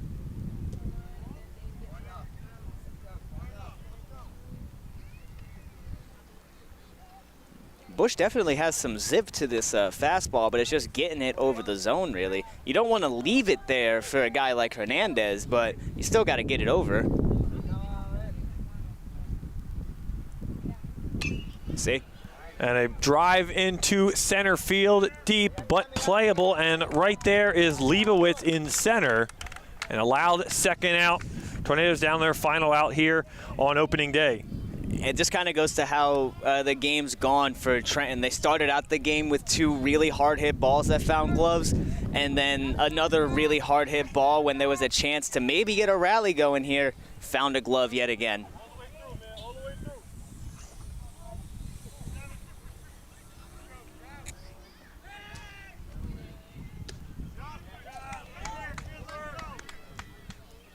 As Amir Kennedy, the batter here in the bottom of the 7th with 2 outs. Kennedy, a nice day at the plate, an RBI double, a single, and a ground out, so 2 for 3.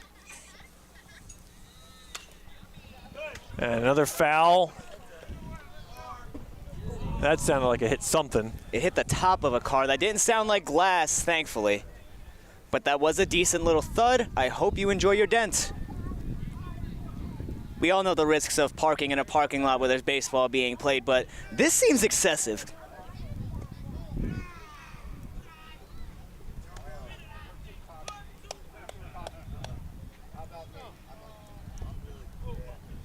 One ball, 2 strike. Tornadoes down to their final strike here on opening day. Bush ready. The 1-2 is upstairs high. Kennedy ducks out of the way. Kennedy's probably been the best hitter today for the Tornadoes. So if anybody's really going to get something going here, it's probably going to be him.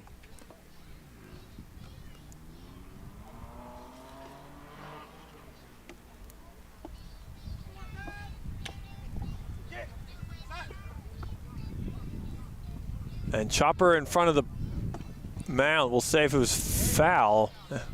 That was the latest foul. He called the foul ball after Kennedy got tagged. Nick, what is going on here? It's opening day. That's the way I like to say it. And we're losing daylight. We're in opening evening now. Yeah, that's right it is. And a called strike 3. That will end the ball game. The Blue Devils avenge 2025's loss, and they come into Trenton Central victorious today on 2026's opening day. 10-2 your final score from a Trenton Central.